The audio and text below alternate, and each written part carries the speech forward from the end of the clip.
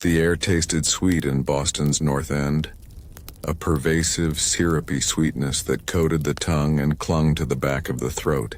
It was the smell of industry, of raw sugar being boiled down and fermented. The scent of the Purity Distilling Company's massive storage tank which squatted like a grotesque monument on Commercial Street. This was the year 1918, and in the American psyche the factory was not a threat. It was a promise.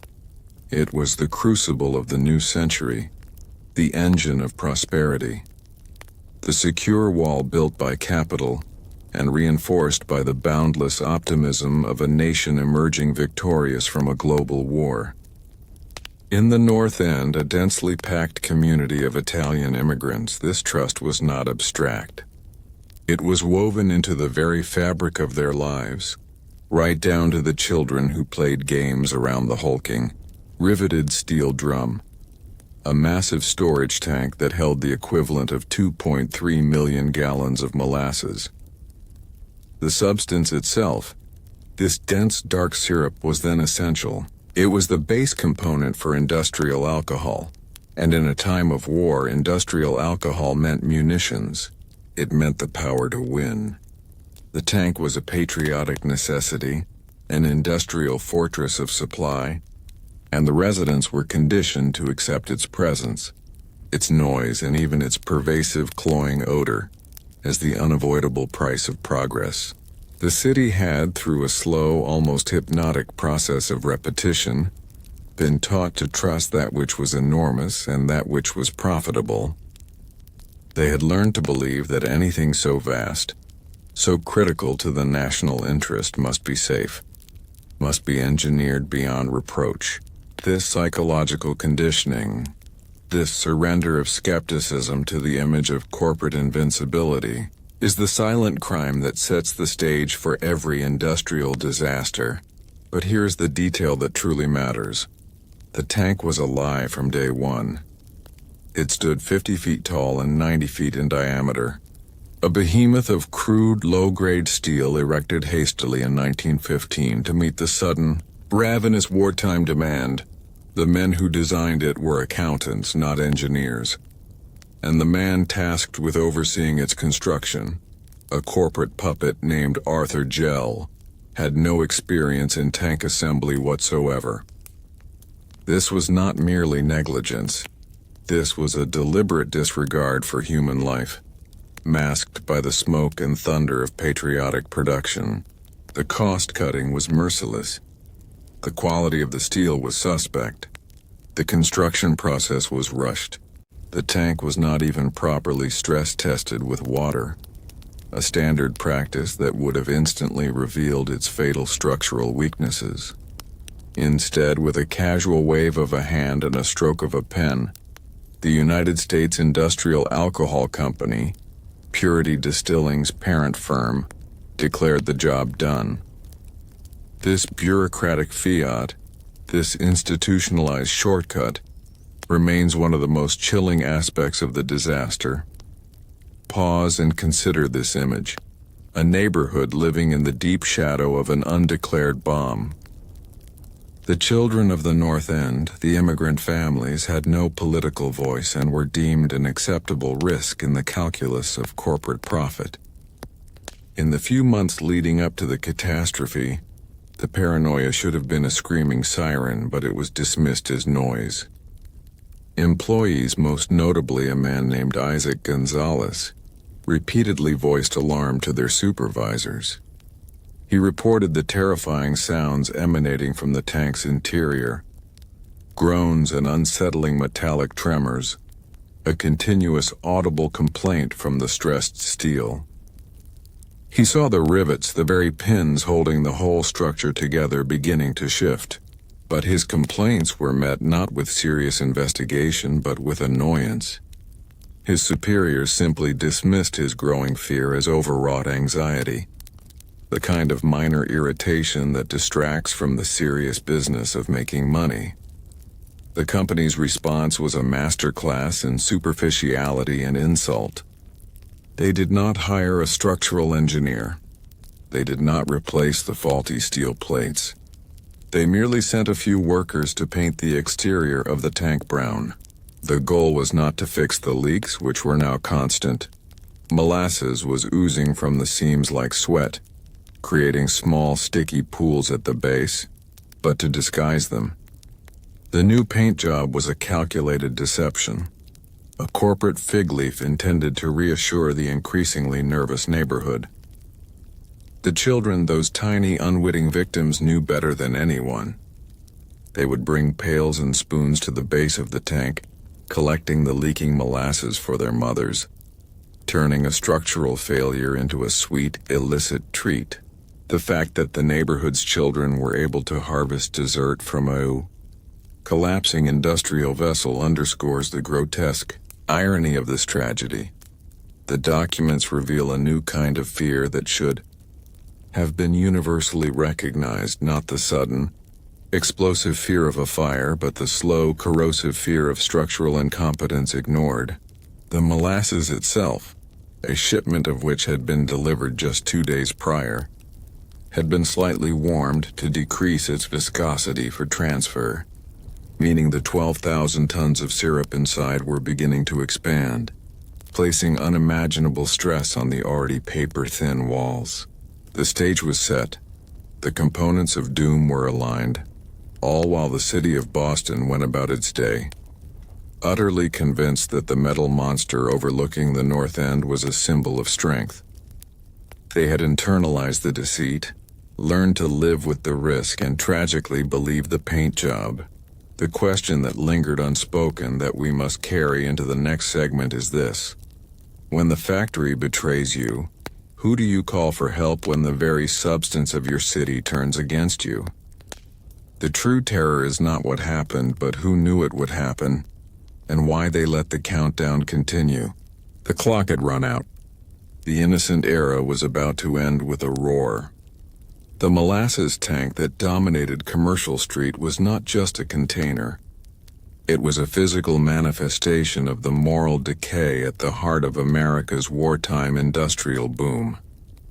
To understand the psychological dread of the disaster, we must identify the architect of the betrayal. The United States Industrial Alcohol Company, or USIA, and its subsidiary, the Purity Distilling Company. These were corporate behemoths of the early 20th century, their power extending from the sugar plantations of Cuba straight into the military supply chains of Washington, D.C. They represented the unbridled, unquestioned authority of capital, a force that the average American citizen, especially the immigrant in the North End, had been taught to respect and fear in equal measure. This structure of power is the key to the betrayal. The USIA existed in a state of hyper-profit driven by World War I. Their molasses, that simple, sticky byproduct of sugar refinement, was liquid gold. Why? Because the alcohol produced from it was essential for the manufacturing of smokeless gunpowder and other munitions. Every gallon stored in that tank translated directly into massive, immediate profit. In the eyes of the USIA executives, the tank itself was merely a temporary storage vessel, standing between a Caribbean tanker and a colossal financial windfall. The concept of human risk of architectural integrity was relegated to a trivial ledger entry, an annoyance in the pursuit of maximum yield. This is the moment the corporation truly became the psychological villain of our story, a cold, calculating entity that valued profit margins over human respiration. The man on the ground, the immediate supervisor, was Arthur Jell. He was the perfect corporate pawn. Jell was a treasurer, a financial mind assigned to an engineering task. His qualifications for overseeing the construction of a 90-foot wide, 50-foot high steel storage unit were non-existent. Jell's presence on the site was not an accident. It was a deliberate choice by USIA to ensure that financial considerations trumped structural safety at every turn. Jell's mandate was simple: get the tank built quickly and cheaply, Any delay, any expenditure on better materials or rigorous testing was a direct attack on the company's bottom line. The psychological profile of Jell, and by extension the USIA, is one of total moral detachment. When faced with warnings, Jell's mind was not on the structural integrity of the steel. It was on the looming deadlines and the expected quarterly returns. Now, consider the details that should have screamed of impending catastrophe, the ones that, in any functional system, would have led to an immediate shutdown. The tank was built without a single certified engineer signing off on the blueprints. The steel plates used in the construction were significantly thinner than industry standards recommended for a tank of that immense capacity. The seams were held together not by high-quality, evenly spaced and properly driven rivets, but by a shoddy application of metalwork where holes were often misaligned and forced together, creating microscopic stress fractures under the surface.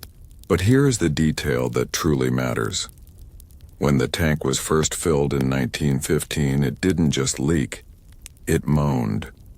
It emitted thunderous groans, sounds that rattled the windows of nearby houses, sounds that the residents described as a terrifying, animalistic cry. The company's response to these primal warnings was horrifyingly cynical. They acknowledged the leaks, which were so severe that the children could fill buckets from the slow, dark flow near the base. Yet Jell and the USIA management consistently refused the necessary expensive repairs. Their solution? The infamous deceptive coat of paint. They used a deep brown color, not just to protect the steel, but specifically to mask the streaks of molasses oozing from the failing seams. This was a psychological warfare tactic. Convince the public that the problem is merely cosmetic.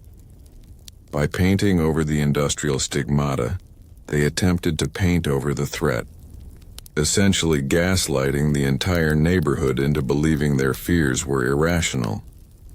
This corporate strategy tapped into a deep vulnerability in the American historical consciousness. The fear of the hidden truth, the secret conspiracy maintained by powerful interests. The immigrants of the North End knew the tank was a danger, but they lacked the technical language, the political leverage, and the legal standing to challenge a corporation connected to the war effort. Their anxiety was marginalized as the paranoia of the uneducated.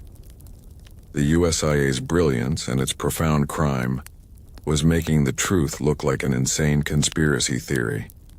The negligence extended beyond the simple paint job. A key employee, Isaac Gonzalez, whose job involved monitoring the facility, grew increasingly frantic. He didn't just hear the groaning, he reported seeing scale flakes, pieces of the tank's interior metal flaking off and raining down inside the vessel. This was structural decay accelerating, a literal breakdown of the container's integrity. He presented these fears to Jell, who, acting under the USIA's cold directive, dismissed him. Think of the psychological burden on Gonzalez, knowing with chilling certainty that a catastrophic event was imminent, seeing the evidence with his own eyes, and being told by the powerful corporate structure that he was the one who was wrong. He was forced to become an unwilling accomplice to a mass killing, simply by holding his silence out of fear for his job.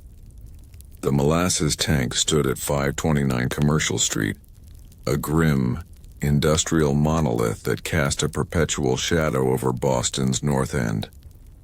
But the real psychological terror of the location lay not just in the tank's presence, but in its position.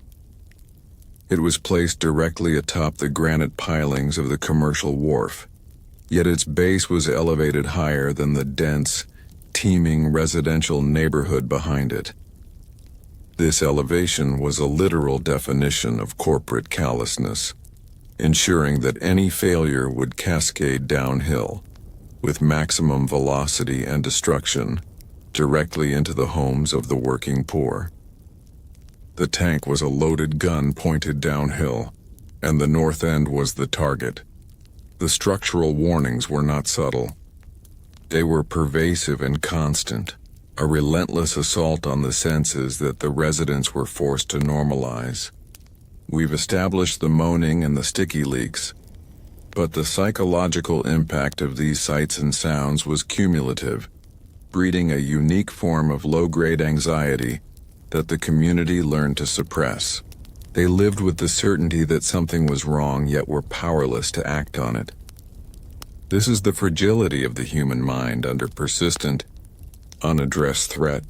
It adapts, it minimizes, it attempts to find safety in the routine until the routine itself explodes. Eyewitness accounts, often dismissed later by corporate lawyers as unreliable immigrant paranoia, reveal a chilling pattern of ignored distress signals. One local resident, Stephen Clougherty, whose home was tragically close to the tank, described the constant sound as a deep, reverberating thunder, even on sunny days. It wasn't the sound of work. It was the sound of stress. The steel plates, strained by the sheer weight of 12,000 tons of syrup, were singing a death song. The microscopic stretching and tearing of metal fibers audible to the people below. The fact that the noise became a local curiosity, something the neighbors occasionally mentioned but ultimately tolerated, speaks volumes about the failure of the city to police its industry. The warning signs were not written. They were audible. The visual proof was equally damning. The tank, when new, was supposed to be perfectly cylindrical, a monument to engineering precision. But under the stress of its contents, it began to deform. Witnesses recall seeing a noticeable bulge near the base, a visible distension in the steel plates, right where the seams and rivets were weakest. This bulge was the physical manifestation of the lie the USIA was selling. It was the visual evidence that the tank was not built to specification, that the pressure was too immense for the thin steel to contain.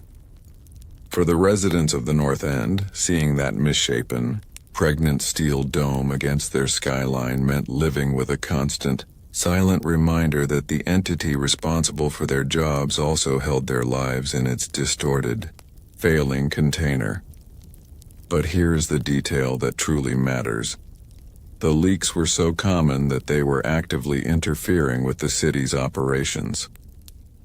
The molasses seeping out, mixed with the dirt and debris of Commercial Street, creating a constantly sticky, polluted slurry that coated the cobblestones. The city's paving department, located nearby, complained that the constant flow of molasses was fouling their equipment and making the area impassable. These were official, documented complaints submitted to municipal authorities, not vague fears, but concrete issues of public safety and infrastructure interference. Did the city government act? Did they mandate an inspection? Did they leverage their authority to force the USIA to drain the vessel and conduct a structural overhaul? No. The bureaucracy, much like the corporation, was caught in the inertia of peacetime. They were conditioned by the corporate narrative that the tank was safe, and that the molasses leaks were merely a nuisance, a sticky byproduct of wealth generation. The city's inaction represented a profound government betrayal of its most vulnerable population. The residents of the North End were doubly damned, first by the greed of the USIA, and second by the incompetence and indifference of the municipality, chartered to protect them. This negligence was not limited to the tank itself. The entire infrastructure of the area was compromised. The elevated train structure, the L, ran dangerously close to the tank. This steel behemoth, designed to withstand the stress of constant rail traffic, was about to face a force entirely outside its design parameters. The fire station, Engine Company 31, stood directly in the path of the tank's downhill trajectory. It was supposed to be the nexus of emergency response, the North End's guardian. Its proximity, however, meant that when the tank failed, The very first responders would become the first victims, effectively blinding the city's rescue capabilities in the critical minutes after the rupture. Pattern interrupts.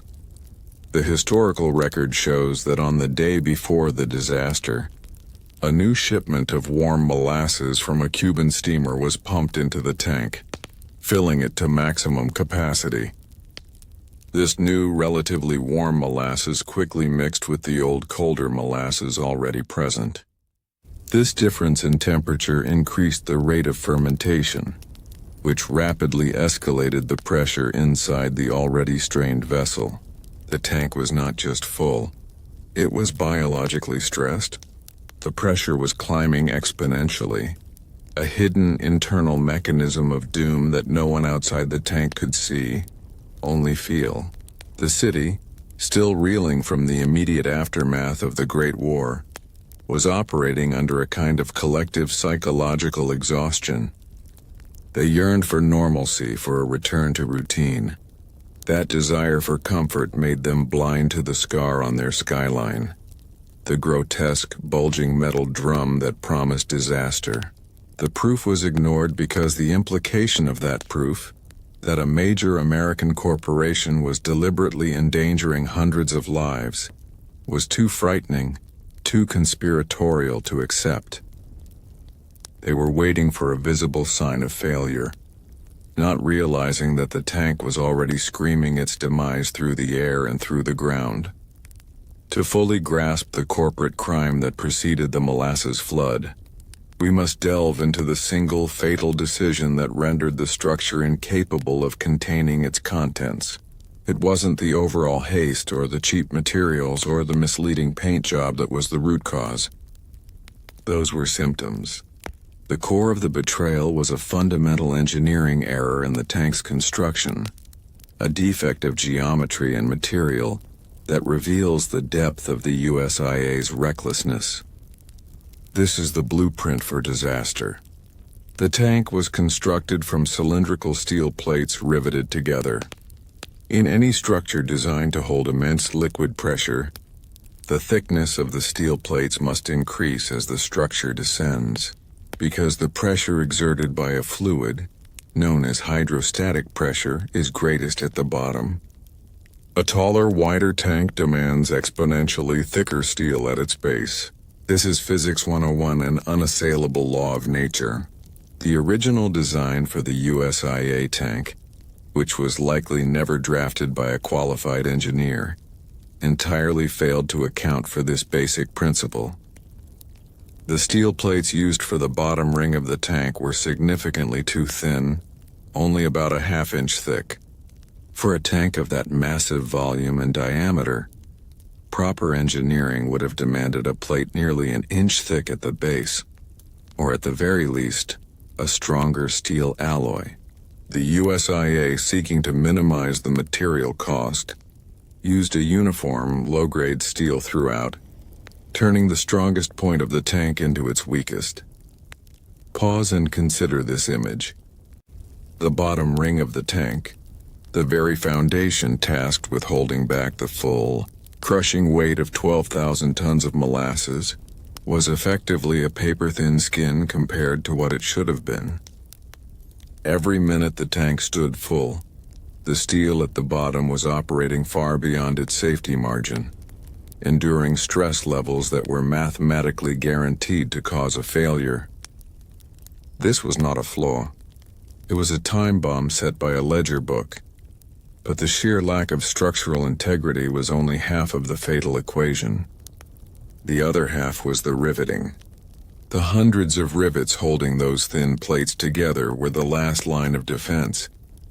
When investigators later examined the wreckage, they discovered that the rivet holes in the steel plates were frequently misaligned, sometimes by as much as 3/8 of an inch.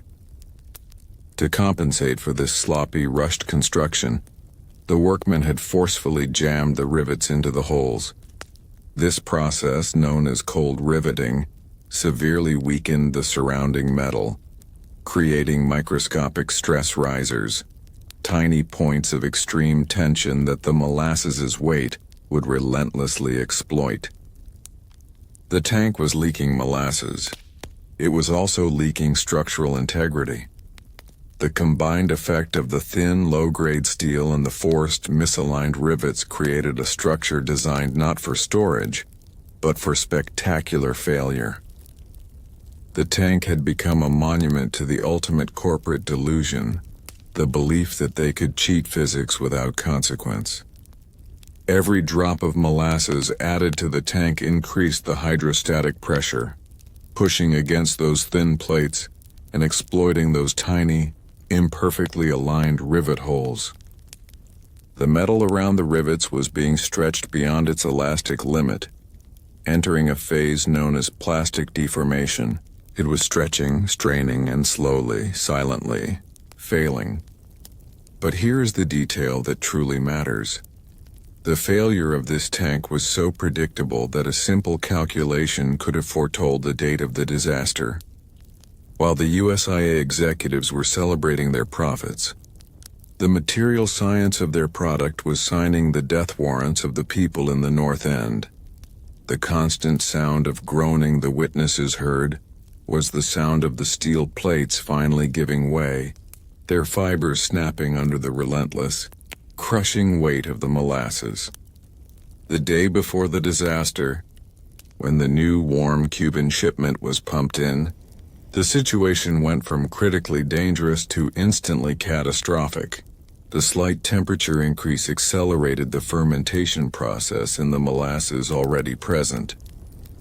Fermentation produces carbon dioxide gas. In a sealed container, even one as poorly sealed as this tank, that gas builds pressure, adding an internal pneumatic stress on top of the already overwhelming hydrostatic stress. This was the final lethal straw. The greedy decision to fill the tank to absolute capacity, combined with the cheapest, weakest possible construction, ensured the inevitability of the rupture. Pattern interrupts. Imagine the North End residents, completely unaware of this fatal confluence of chemistry and bad engineering. They saw the tank, accepted the smell, and continued their workday, their lives placed in the hands of a company that had actively hidden the facts. They were not just victims of an accident.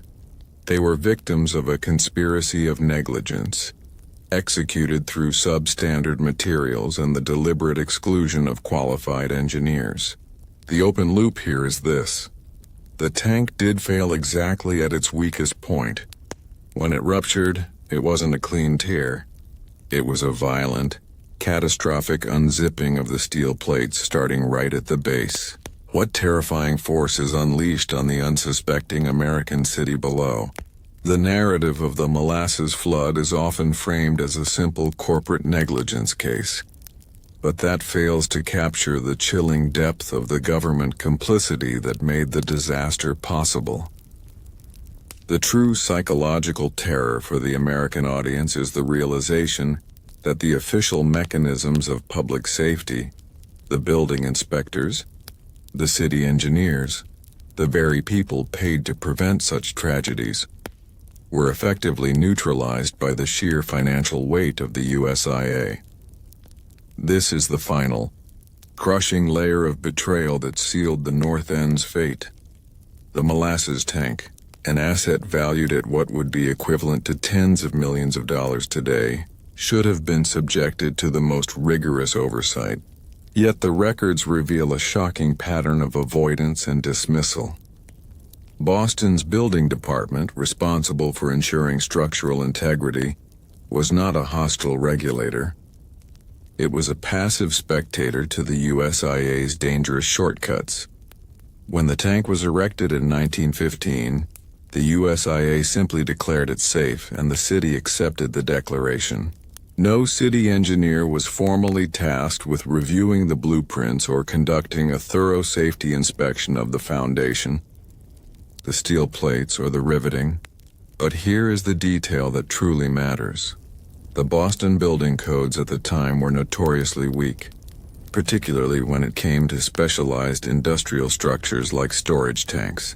The existing regulations were vague, allowing companies like USIA to operate in a gray zone of legality, where self-regulation was the de facto standard. The company understood this weakness perfectly.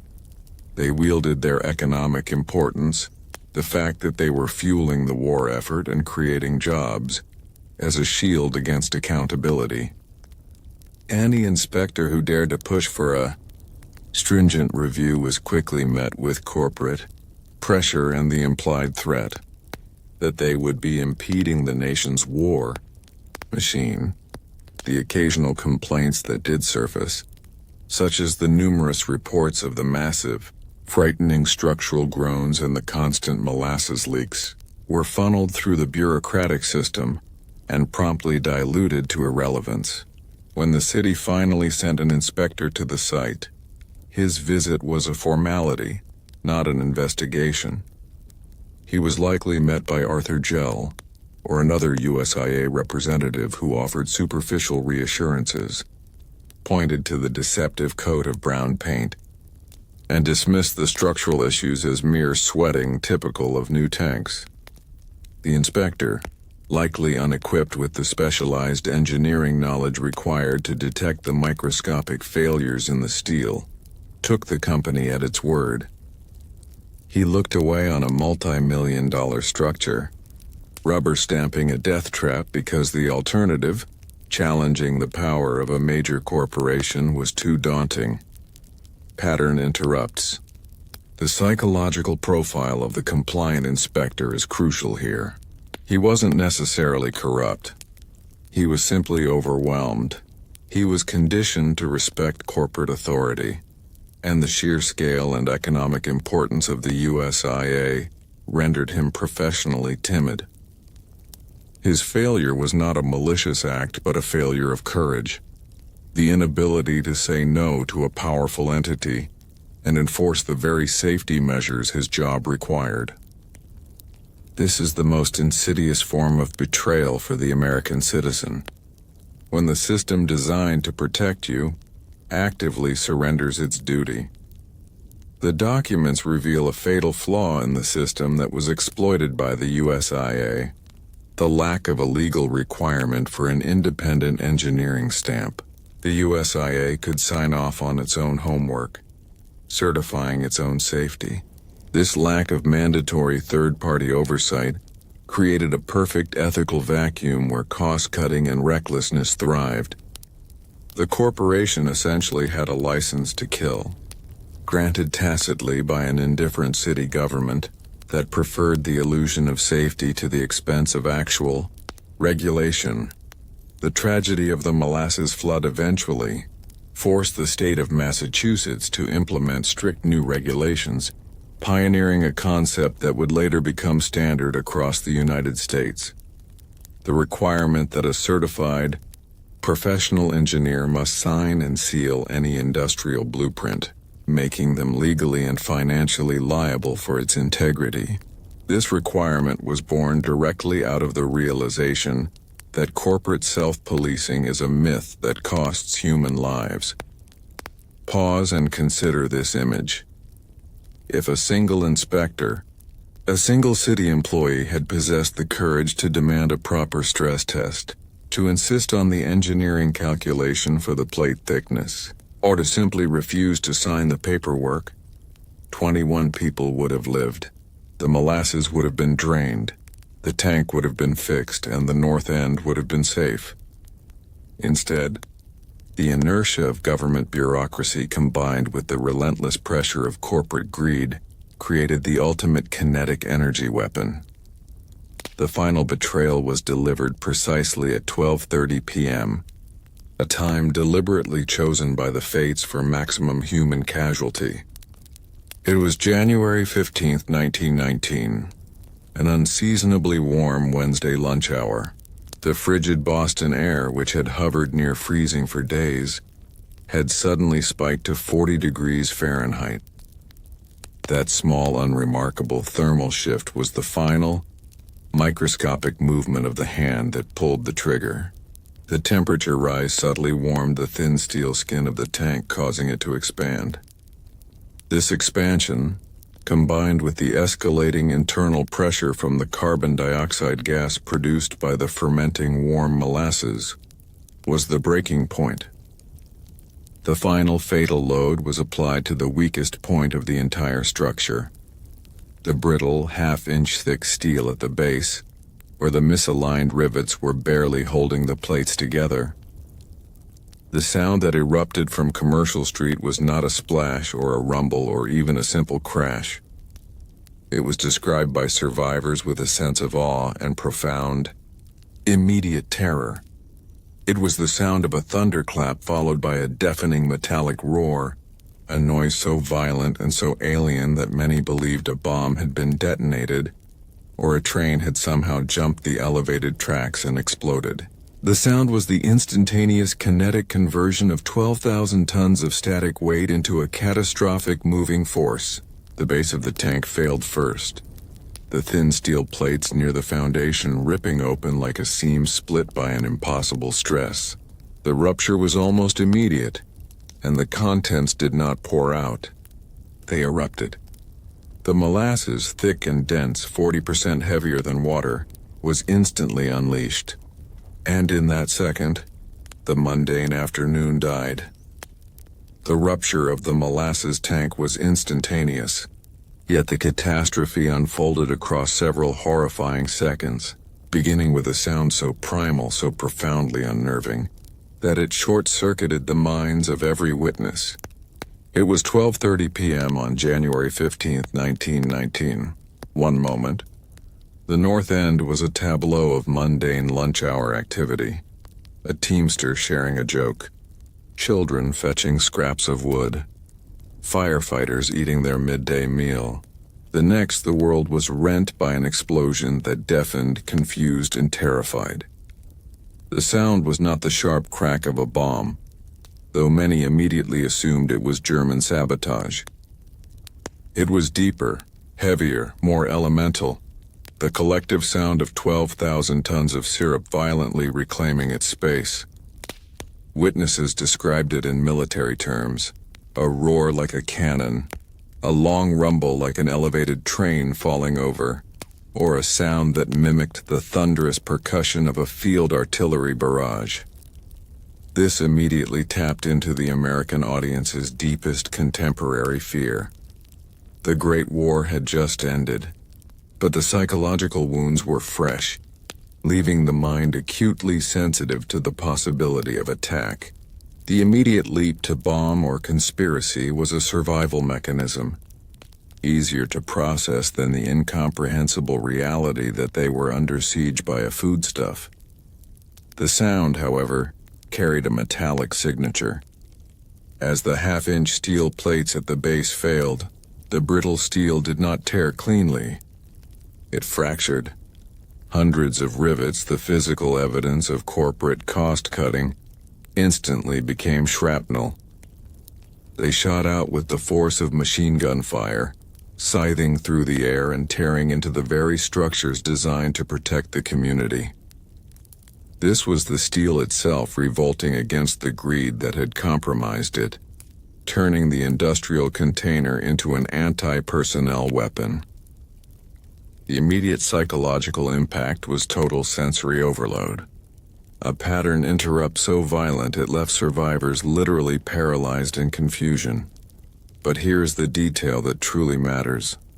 The sheer volume of the sound, and the accompanying seismic shockwave, achieved a chilling kind of cognitive dissonance. It was too massive to be an accident. Therefore, the brain insisted it must be an enemy action. For the USIA, this instantaneous public misinterpretation of bomb versus burst was a gift, the perfect smokescreen to launch their conspiracy theory and deflect blame from their catastrophic negligence. The moment the sound hit, the ground shook violently enough to rattle windows miles away and toppling brick buildings nearby. This was the first physical sign that the event was not merely a localized rupture, but a seismic transfer of energy. The potential energy of those 2.3 million gallons of molasses, held precariously 50 feet high, was instantly converted into kinetic energy, It was a physics problem solved violently, and the answer was a terrifying, accelerating wave of brown mass. Pause and consider this image. A woman named Maria, sitting down to lunch, felt the floor heave beneath her feet, followed by a sound that made her ears ring. She looked up, expecting to see smoke or fire, but saw only a fast-approaching wall of deep dark brown, instantly recognizable by the cloying, inescapable smell that preceded it. The shock was not just the danger, but the identity of the threat. It was the sweet, familiar smell of their industry, the smell of money that was now coming to kill them. This perverse juxtaposition, the sweet scent of death, was the ultimate psychological twist. The molasses itself moved with an impossible speed. Initial estimates placed the wave's velocity at 35 miles per hour, the speed of a galloping horse or a runaway train. This contradicted the popular American idiom, as slow as cold molasses. This was not slow molasses. This was a high-velocity, high-density projectile, its momentum amplified by the tremendous weight of the sugar mass. The psychological terror of the victims was compounded by the fact that they were faced with an attack that defied common sense, an unnatural disaster engineered by human fraud. The open loop here is simple but terrifying. What exactly did that wave of sweet sludge hit first? And how could a simple liquid demolish a brick building? The power of the sound will now give way to the terrifying visual of the impact. The instant the tank failed, the molasses shot outwards, forming a wave that reached an estimated 25 feet high at its crest, higher than many of the buildings it was about to encounter. This was no gentle flood. It was a vertical tsunami of syrup, and its kinetic energy was staggering. The sheer density of the molasses, which is about 40% heavier than water, gave it a terrifying, destructive power. This wave did not flow around objects. It simply erased them. The first structure to meet the full, undiluted force of the wave was Firehouse 31. This was a profound symbolic catastrophe, a psychological blow delivered directly to the city's ability to respond. Firefighters were the North End's heroes, their firehouse a beacon of safety and emergency response. In one terrifying second, the 25-foot wave slammed into the brick structure, literally lifting the entire building off its granite foundation and twisting it like paper. The massive weight of the molasses crushed the walls, killing 2 firefighters instantly and trapping others in the wreckage before they could even understand the nature of the catastrophe.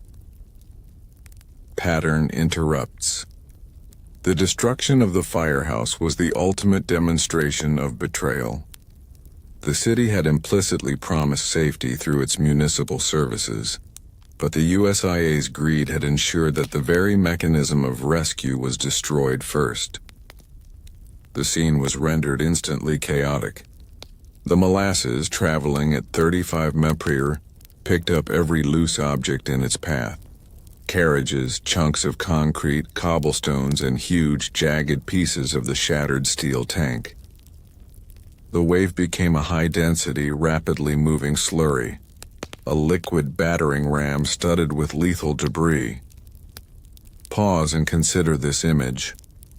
A large, heavy draft horse pulling a delivery wagon was caught in the wave. The molasses did not merely knock it down, it enveloped the animal, crushing it under the sheer mass and carrying the body forward like a piece of driftwood. The force was sufficient to rip the elevated rail tracks' steel support girders right off their concrete bases, bending the thick beams like wet willow branches. For the American mind, which equates steel and concrete with permanence and safety, this image is crucial. The fabric of the city was dissolving under the assault of a dark, sweet liquid. The molasses wave then slammed into the residential blocks.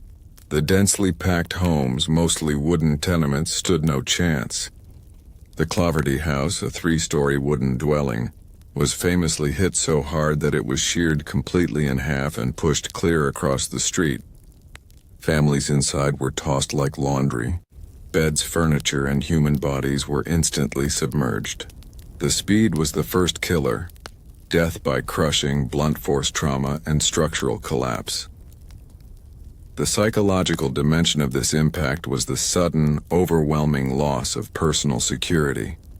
Home is the ultimate sanctuary, the place of certainty and safety. The Molasses Flood instantly destroyed that certainty, transforming the intimate space of the kitchen table and the bedroom into a liquid grave.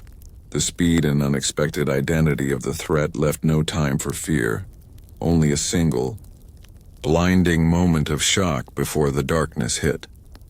The question that now drives the narrative forward is not what the molasses hit, but what it became immediately after the initial impact.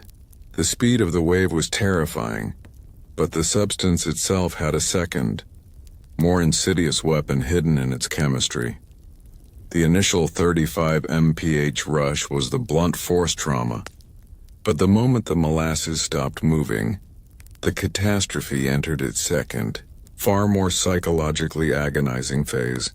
The air temperature was 40 degrees, and the massive volume of molasses, instantly spread over the cold pavement and mixed with frigid water, began to rapidly cool.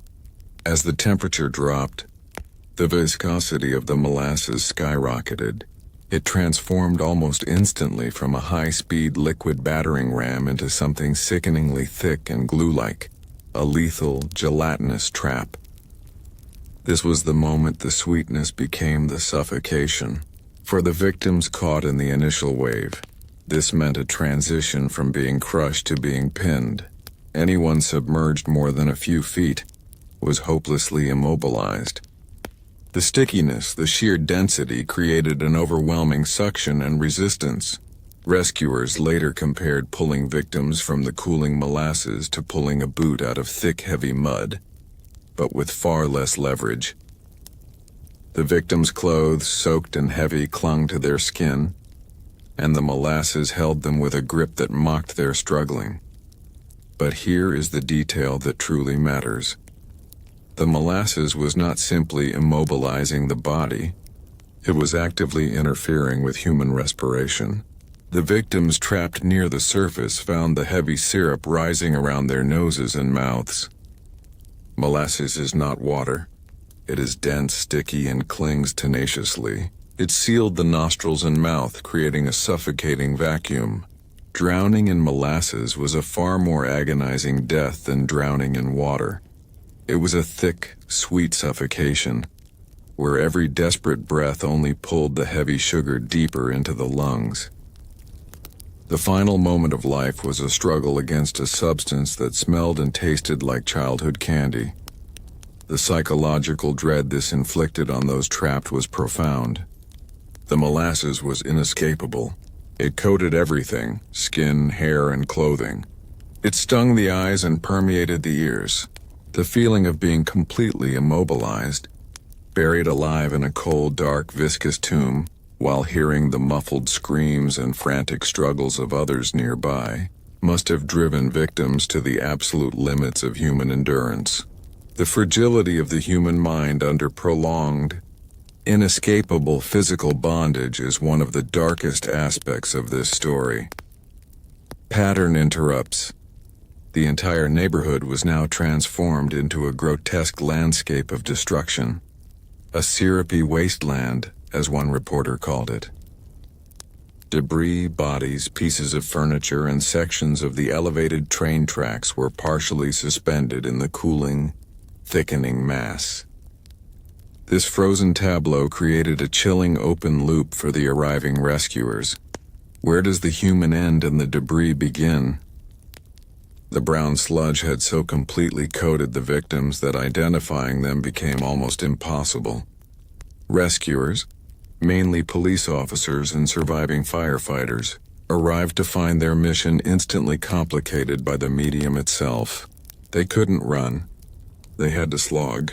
Moving through the waist-deep cooling molasses was exhausting, back-breaking work. Every step required immense effort, and precious minutes were lost to the sheer resistance of the syrup. The victims, waiting to be pulled out, watched their potential saviors moving at a snail's pace, fighting the very substance that was killing them. The terror of the victims now morphed into the helplessness of the rescuers. The very substance that had betrayed the city was now fighting the attempt to save it, transforming the North End into a vast, sticky quicksand that slowed all human action to a crawl. This struggle against the sweet, sticky inertia, the physical manifestation of the USIA's moral failure, was the cruel, drawn-out punishment for trusting the factory. The first hour was a chaos of muffled shouts and desperate movements. The rescuers, who eventually included shipyard workers, Navy sailors, and hundreds of volunteers, faced a problem no training could prepare them for. The victims were not just trapped, they were sealed. The depth of the molasses was deceiving. In some areas it was 8 feet deep, completely consuming entire alleyways and storefronts. In other places the wave had settled, leaving a 4-foot field of dark, bubbling syrup. The bubbling was a terrifying, ongoing phenomenon. It was the continued fermentation of the molasses, still releasing carbon dioxide gas, a perverse reminder that the very chemistry that fueled the corporate profit was still actively stirring the death scene. But here is the detail that truly matters. The molasses carried and buried objects with immense weight. Victims were not just stuck to the surface. They were often pinned under collapsed beams, massive chunks of brick or twisted sections of the elevated train structure, all held in place by the tremendous adhesive force of the cooling syrup. To free a victim required a team of men working in the thick, viscous medium, often using axes, shovels, and saws in an environment that made visibility and leverage nearly impossible. Many victims died not from the initial impact or suffocation, but from exposure and trauma while trapped, waiting for rescuers who simply could not move fast enough through the sticky terrain. The psychological horror extended beyond the physical pain. It introduced a profound, lingering sense of uncleanliness and dread. The dead were coated completely, their features obscured, their identities temporarily erased by the dark, glistening syrup. They became indistinguishable from the wreckage.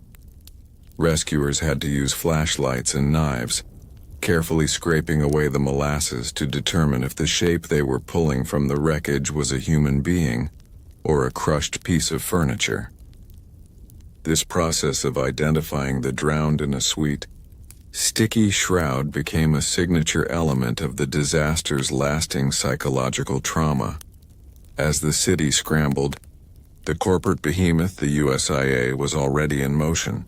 The destruction of their tank meant a spectacular, undeniable failure, and their immediate response was to activate the American audience's deepest anxiety: conspiracy. Within hours, the whisper began to spread, amplified by nervous corporate spokesmen and then by the press. The tank did not burst from weak construction. It was sabotaged. The enemy, they claimed, must be the German anarchists, still active, still vengeful after the war's conclusion.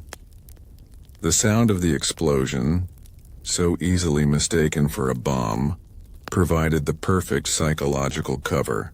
The USIA effectively exploited the national paranoia, attempting to shift the blame from corporate incompetence to a shadowy foreign enemy. Pattern interrupts. The irony is devastating. The USIA had deliberately used substandard materials to maximize profit, and had been told by their own employees that the tank was failing. Yet they successfully manipulated the public mind by offering a simpler, more emotionally resonant narrative: foreign attack. This manipulation is the core of the political betrayal. It forced the city, the courts, and the victims to spend the critical early days of the investigation debating a fabricated conspiracy theory rather than focusing on the obvious structural failures. The ultimate psychological question this section raises is how far the USIA was willing to go to maintain this lie. The open loop here is the fate of the victims who were not found immediately. Where did the relentless sticky tide carry them? And how long would it take to clean up a crime scene that was literally clinging to the city? The initial 21 confirmed dead were only the beginning of the catastrophe's physical and psychological footprint. The molasses, unstoppable and pervasive, was still moving. The overflow drained down the narrow north end streets, into the basements of surviving buildings, and eventually into the Boston harbor. The scale of the cleanup effort was unprecedented and humiliating. The entire district was a sticky, treacherous mess. The city employed hundreds of workers, sailors, and engineers, forced to slog through the sticky mass for weeks. The solution was as brutal as the disaster itself. They flushed the streets with salt water pumped directly from the harbor. This process only pushed the problem elsewhere, creating a polluted, brown tide that stained the waterfront for months and left entire sections of the harbor environmentally ravaged. But here is the detail that truly matters. The cleanup created an invisible, secondary disaster, the psychological spread of the trauma. The hundreds of people involved in the rescue and cleanup tracked the molasses everywhere. It was on their boots, their clothing, their shovels, and their tools. They tracked it onto the subway platforms, into the streetcars, into homes, and into offices across the city. The molasses became a contaminant, a ubiquitous dark stain on the city's infrastructure. For weeks it was reported that everything a Bostonian touched was sticky. This universal contamination was a profound psychological anchor for the tragedy. The sickly sweet odor was now impossible to escape. It permeated the city's consciousness, a constant physical reminder of the grotesque failure on Commercial Street. The smell of sweet sugar, which once symbolized the promise of industry, now became the sickening scent of death and corporate malfeasance. This sensory contamination ensured that the disaster would not be quickly forgotten or dismissed as an isolated event. It was a lingering atmospheric reminder of the fragility of safety. The documents reveal that the trauma extended far beyond the physical injuries. Many survivors, like Stephen Cluckerty, whose home was destroyed, suffered severe psychological distress. The sheer absurd horror of being attacked by a wave of molasses, combined with the loss of home and security, led to diagnosed cases of what we would now recognize as post-traumatic stress disorder, PTSD. Cluckerty's mental illness was magnified by the event, leading to his eventual death in a state hospital months later. He was, in a dark sense, one of the final, indirect victims of the molasses. The investigation into the Molasses Flood would ultimately take years, becoming one of the first major class action lawsuits in American history. The USIA continued its campaign of denial, blaming the victims and perpetuating the anarchist bomb theory. The sheer persistence of the corporate lie forced the city to conduct a deeper forensic investigation, one that finally brought science and accountability to bear against unchecked greed. The final open loop, the one that will compel the viewer into the next segment, lies in the victims themselves. 4 months after the flood, one final victim, Cesare Niccolo, was pulled from the cold depths of Boston Harbor, miles from the tank site. The molasses had held his body, preserving it, before eventually surrendering it to the tide. The disaster proved that molasses, far from being slow and boring, was fast, lethal, and relentlessly pervasive. It was the sweetest, deadliest betrayal in American industrial history. The narrative must now shift from the visceral terror of the event to the systematic, cold-blooded legal battle that followed, where the corporate lie was finally confronted by the meticulous evidence of science. The innocent era was over. The era of the American class action reckoning was about to begin. The moment the molasses burst forth, it introduced a terrifying contradiction that shredded the fundamental human understanding of fluid dynamics. We, as viewers, must constantly be reminded that this was not a water flood. It was a phenomenon unique to its viscosity and density. While the initial wave traveled at 35 miles per hour, its energy transfer upon impact was exponentially greater than that of water. Water disperses. The molasses compressed and held its mass, focusing its destructive power like a solid.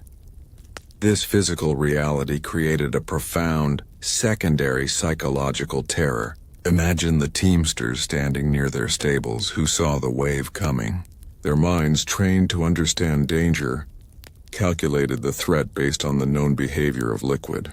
They thought they had seconds, or that the wave would simply splash over the top of the nearby brick buildings. They were wrong. The molasses acted like a snowplow of sugar, refusing to break. It maintained its height and velocity right up to the point of impact, delivering a kinetic force that contemporary engineers initially refused to believe. The crushing power was so immense it snapped the heavy granite pilings of the wharf and ripped massive, deeply seated cast iron manhole covers right out of the pavement, hurling them like enormous, dark frisbees. But here is the detail that truly matters. The compression of air was almost as lethal as the liquid itself.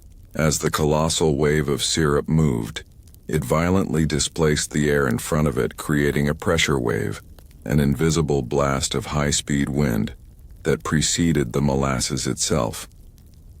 Eyewitnesses reported feeling a sudden, intense gust of wind that hurled people and debris many feet before the sticky mass even reached them. This phenomenon amplified the bomb theory, as it mimicked the blast radius of an explosive device. The initial killer was not the molasses, but the air it violently rejected. The victims were thrown, disoriented and often injured by the compressed air, only to be immediately engulfed by the slow, suffocating doom that followed. The terror was not just in the speed, but in the auditory confusion it caused after the initial boom. Once the molasses settled, the soundscape of the North End became a chilling portrait of helplessness. The molasses, thick and dense, muffled the cries of the trapped. Rescuers could often hear faint, desperate pleas for help, but the exact location of the victims was obscured by the thickness of the syrup and the debris. The molasses became an acoustic blanket, silencing the dying and increasing the frantic desperation of those trying to pinpoint the source of the muffled sounds. The inability to locate the trapped, combined with the impossible effort of moving through the sludge, intensified the feeling of betrayal, not just by the corporation, but by the physical laws of nature itself. Pause and consider this image. A 3-story brick structure on North Street, caught near the edge of the flood zone, had its first 2 floors entirely stripped away, leaving the 3rd floor structurally intact, but hanging precariously. The sheer absurdity of the damage compounded the psychological shock. How could a foodstuff achieve this level of destruction? The American mind, steeped in the logic of engineering, struggled to reconcile the image of a candy ingredient with the reality of an artillery strike.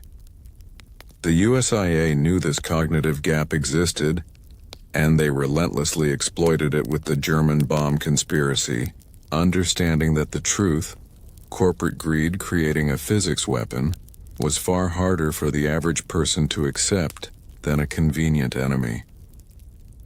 The open loop here is the hidden body count. The molasses was not just on the streets. It was in the sewers, the basements, and the harbor. The sheer number of the missing, combined with the difficulty of distinguishing human remains from debris in the viscous mass, meant that the official casualty count was an evolving and psychologically tormenting mystery for the next several months. The emotional impact of the Great Molasses Flood was profoundly amplified by the nature of the attacking agent itself. Molasses is intrinsically tied to comfort, childhood, and home baking in the American consciousness. It is associated with warmth, security, and holiday treats. The inversion of this familiarity into a tool of catastrophic, cold-blooded violence created a deep psychological surcharge, a layer of horror unique to this disaster. The sensation of being killed by something sweet is fundamentally violating. Victims were not just suffocating. They were suffocating in the sugary remains of a corporate commodity. This fact injected a bizarre, visceral element into the tragedy. Rescuers described the air not just as thick with the smell of molasses, but as sickeningly sweet, a sensory detail that haunted the city for decades. The intense, cloying odor suggested something beautiful and harmless, while the reality was a scene of grotesque suffocation and structural ruin. Pattern interrupts. The psychological trauma for the survivors was etched in this sensory memory. Every subsequent smell of molasses, every sweet cooking scent became a direct trigger for the memory of drowning, crushing, and betrayal. The documents reveal that the lasting impact extended well beyond the immediate event, becoming a form of olfactory PTSD. The scent of sugar was no longer benign. It was the smell of the day the corporate structure failed and the world turned lethal. This is why the legends persist decades later, that on hot summer days near the North End, the air still carries a faint, sickeningly sweet ghostly scent, a persistent, atmospheric scar left by the disaster. The sheer difficulty of the cleanup reinforced the physical horror. The molasses refused to yield. It required high-pressure hoses and the continuous exhaustive labor of hundreds of men. The massive amount of sand and dirt mixed into the molasses by the wave created a heavy, granular, concrete-like substance once it cooled. The streets were not just sticky. They were imprisoned by a man-made geological phenomenon. This forced the city to acknowledge the full extent of the USIA's crime. The company had not just built a faulty tank, but had essentially transformed an entire city block into a sticky, death-filled monument to corporate negligence. The rescue effort was an epic of desperation, slowed by the very physics of the molasses.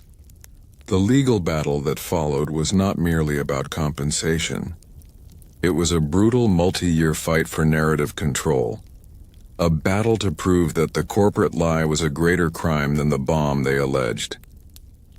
Could a group of displaced working-class immigrants possibly stand up against a national corporation with unlimited resources and powerful political connections, especially when that corporation was wrapped in the flag of wartime patriotism?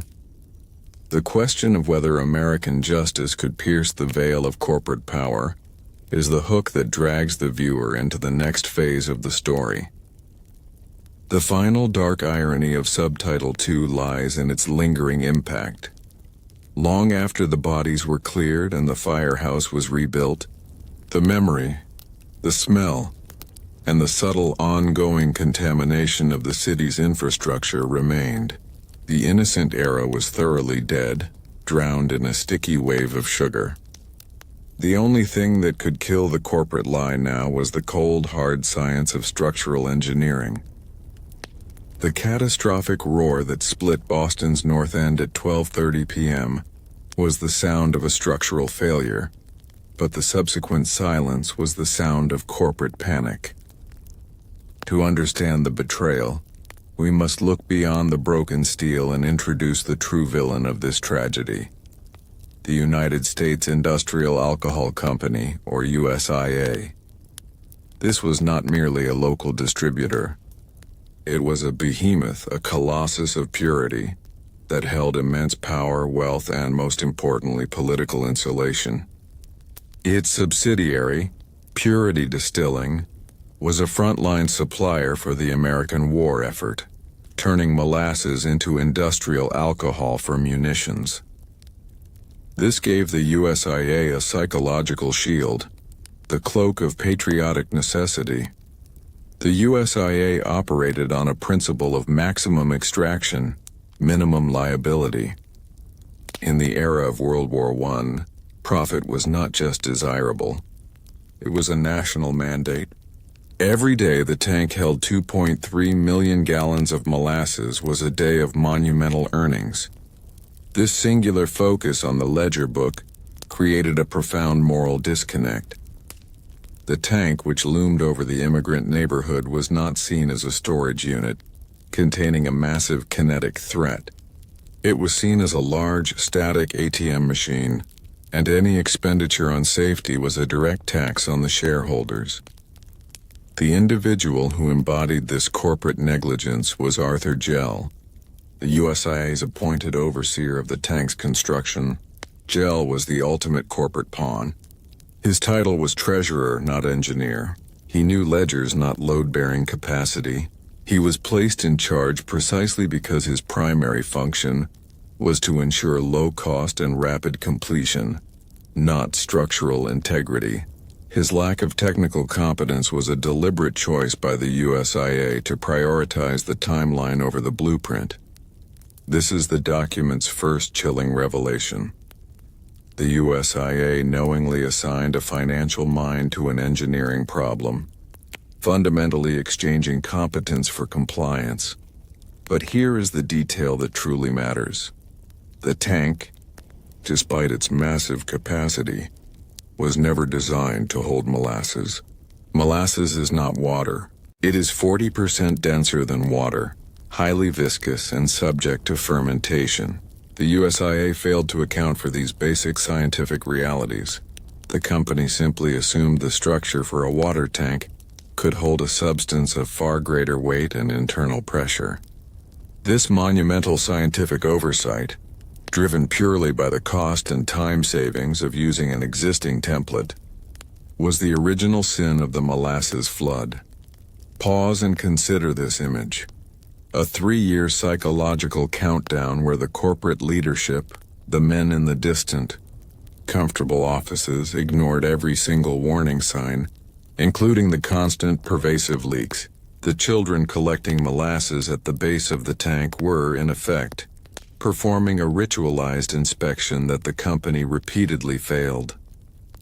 The USIA's response was the deceptive coat of brown paint, a purely cosmetic act that redefined their crime. It was no longer mere negligence. It was active concealment. They painted over the evidence of their deadly gamble, demonstrating a cold-blooded commitment to the lie. The inevitable consequence of this corporate hubris was not an accident. It was a scheduled event. The USIA had played a long game of Russian roulette with the North End community, betting that the tank would hold just long enough for the war to end and the molasses to be processed. They lost the bet, and 21 people paid the price for their shareholders' anticipated returns. To understand the core anxiety of the American audience, the fear of a distant, indifferent bureaucracy, we must dissect the role of Arthur Jell. He wasn't a master criminal. He was far more insidious. A man of profound moral weakness placed in a position of lethal power. Jill's career was defined by meeting corporate targets, and in the USIA hierarchy, the target was profit margin, not safety factor. Jill's initial actions on the construction site established the toxic culture of the project. When he faced the first leaks, the first groaning sounds, he did not call an independent structural engineer. He called a team to caulk the seams and apply the paint. This reaction reveals a mind conditioned to believe that problems are solved through superficial correction, not foundational repair. He viewed the complaints of the North End residents, the anxiety over the strange noises and the sticky ground as an annoyance, a distraction from his primary duty to the company. The documents reveal that Jell was directly confronted by employee Isaac Gonzalez, who, as we've established, raised desperate concerns about the tank's structural integrity, citing the sounds and the flaking interior steel. Jell's dismissal of Gonzalez was a classic move of corporate intimidation. He leveraged the employee's economic dependence against his moral imperative. Jell effectively told Gonzalez that his paranoia was a threat to his job. This act made Gonzalez an unwilling accomplice, forced to watch the time bomb tick, knowing that his boss had prioritized profit over his explicit warnings. Pattern interrupts. The psychological profile of Jell is crucial for the American viewer. He represents the everyday corporate functionary who allows catastrophe through passive malice. The man who simply looks the other way because it is easier and more profitable. He is the banality of evil applied to industrial engineering. He wasn't fueled by hatred. He was fueled by the expectation of a year-end bonus. This is a far more terrifying villain than a saboteur, because he is replaceable, a cog in a vast, indifferent machine. The USIA's decision to use cold riveting, a faster, cheaper method of construction, was the physical manifestation of Jell's mandate. The engineers who eventually testified against the company confirmed that the rivet holes were often misaligned, and the rivets were forced into place. This process created latent defects in the metal itself, microscopic tears that would eventually become the fault line of the disaster. Jell oversaw this process, prioritizing speed over precision, sealing the fate of the North End with every poorly driven rivet. Pause and consider this image. The USIA's executive team, sitting comfortably miles away from Commercial Street, were fully aware of Jell's inexperience. His appointment was a conscious managerial choice to create a plausible deniability shield. If the tank failed, the company could point the finger at Jell, the incompetent local overseer, while the corporate titans who mandated the budget cuts remained insulated. This anticipation of failure and the creation of a pre-selected scapegoat shows a chilling level of cynical premeditation. In the immediate, chaotic hours after the tank burst, the true battle was not fought by rescuers in the sticky streets, but by the USIA's legal and public relations teams. The disaster was so bizarre, so unprecedented, that it created a vacuum of rational explanation. The USIA immediately filled this vacuum with the most compelling lie they could conjure. German anarchists had detonated a bomb. This was a masterful piece of psychological manipulation. The company expertly tapped into the core anxieties of a post-WWI American audience. The public was already primed for paranoia, deeply suspicious of foreign enemies and labor unrest. By labeling the disaster a bombing, the USIA instantly recast themselves as victims of war, diverting attention from the undeniable evidence of their structural failure. This narrative instantly appealed to the American fear of the hidden enemy and the vulnerability of the home front. But here's the detail that truly matters. The USIA did not just suggest the theory, they manufactured evidence. They hinted that the tank's purpose, producing alcohol for munitions, made it a clear target.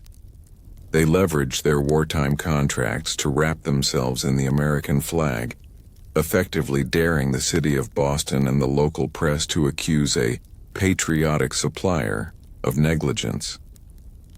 This use of patriotism as a shield for corporate crime is one of the most cynical betrayals of the disaster. The local police and initial investigators, overwhelmed by the sheer scale and grotesque nature of the flood, were temporarily swayed.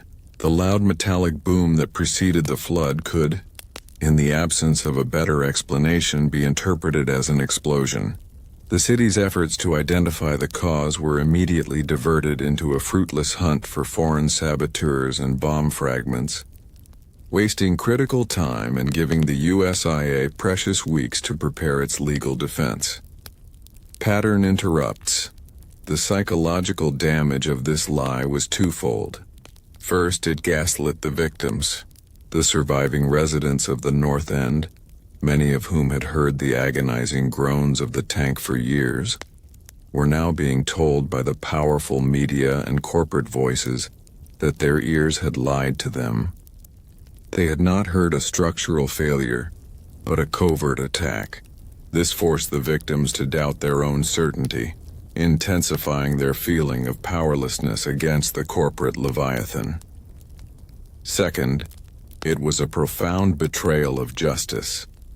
The conspiracy theory framed the subsequent investigation as a matter of national security, distracting from the much simpler yet more dangerous truth that American profit motives unchecked by regulation were a greater danger to American citizens than any foreign enemy. The USIA successfully turned the tragedy into a political weapon. Pause and consider this image. The sheer hypocrisy of the USIA, fighting tooth and nail against the victims, while their own internal memos likely detailed the structural flaws. This corporate giant understood that in the court of public opinion, a good lie is often more effective than an inconvenient truth. The goal was simple: make the Molasses Flood an unsolvable mystery, a bizarre one-off tragedy of war, rather than a reproducible case of criminal negligence. The entire legal fight that would follow was predicated on the victim's ability to pierce this thick, syrupy veil of manufactured conspiracy. The open loop here is the transition to the hard truth. If the USIA's lie was so powerful, what single, unassailable piece of evidence could the victims use to shatter the image of the patriotic, innocent corporation and prove that the true colossus of purity was rotten to its core? The answer lay not in testimony but in the ruins of the tank itself. The USIA's conspiracy theory, the notion of the German bomb, could only be defeated by one thing: forensic science. The victims and their lawyers, representing over 100 civil claims, needed to prove, beyond a reasonable doubt, that the failure was not external sabotage, but internal structural crime. This became one of the most meticulous and groundbreaking engineering investigations in American legal history, a struggle where academic truth fought corporate lies. The star witness for the victims was Professor George F. Swain of the Massachusetts Institute of Technology, a brilliant civil engineer. Swain was recruited to perform a forensic autopsy on the wreckage of the massive steel tank. His task was to find the smoking gun, the single piece of physical evidence that would refute the USIA's narrative and confirm the testimony of the desperate immigrants. The documents reveal that Swain and his team spent weeks examining the bent, fractured steel plates and the hundreds of ejected rivets. What they found was a level of structural malfeasance that was breathtaking in its scope. Swain's analysis confirmed two primary, fatal flaws that had been established by the USIA's cost-cutting. The steel thickness. The plates on the bottom ring of the tank were less than half an inch thick, a thickness suitable for a small water tank, not a massive vessel holding a substance 40% heavier than water. Swain's calculations demonstrated that the safety factor of the tank was dangerously low, meaning the steel was under constant crippling stress. The tank was designed to fail under maximum capacity. The riveting. Swain's team discovered that many of the rivet holes were so badly misaligned, drilled from the outside and inside, failing to meet, that the workers had forcibly cold riveted the seams together.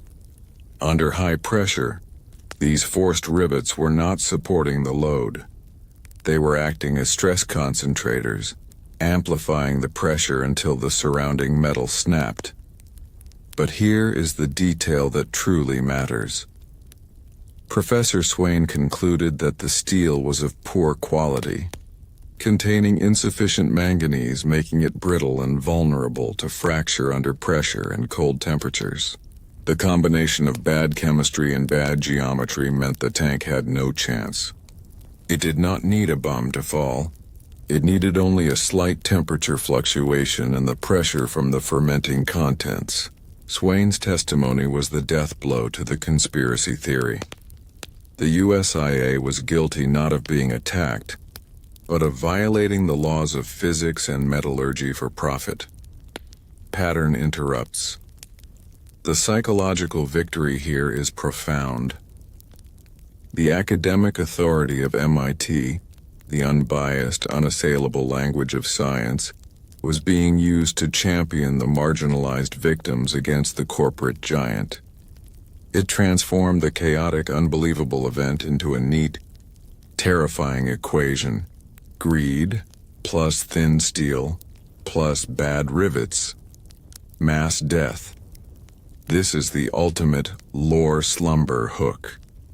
The revelation that the historical mystery was not supernatural or conspiratorial, but purely the result of banal white-collar crime. Pause and consider this image. Professor Swain, standing in a courtroom holding up a jagged, bent section of the failed steel plate. This physical evidence, ugly and incontrovertible, was the true colossus of purity, the remnant of a company that chose to gamble lives against dollars.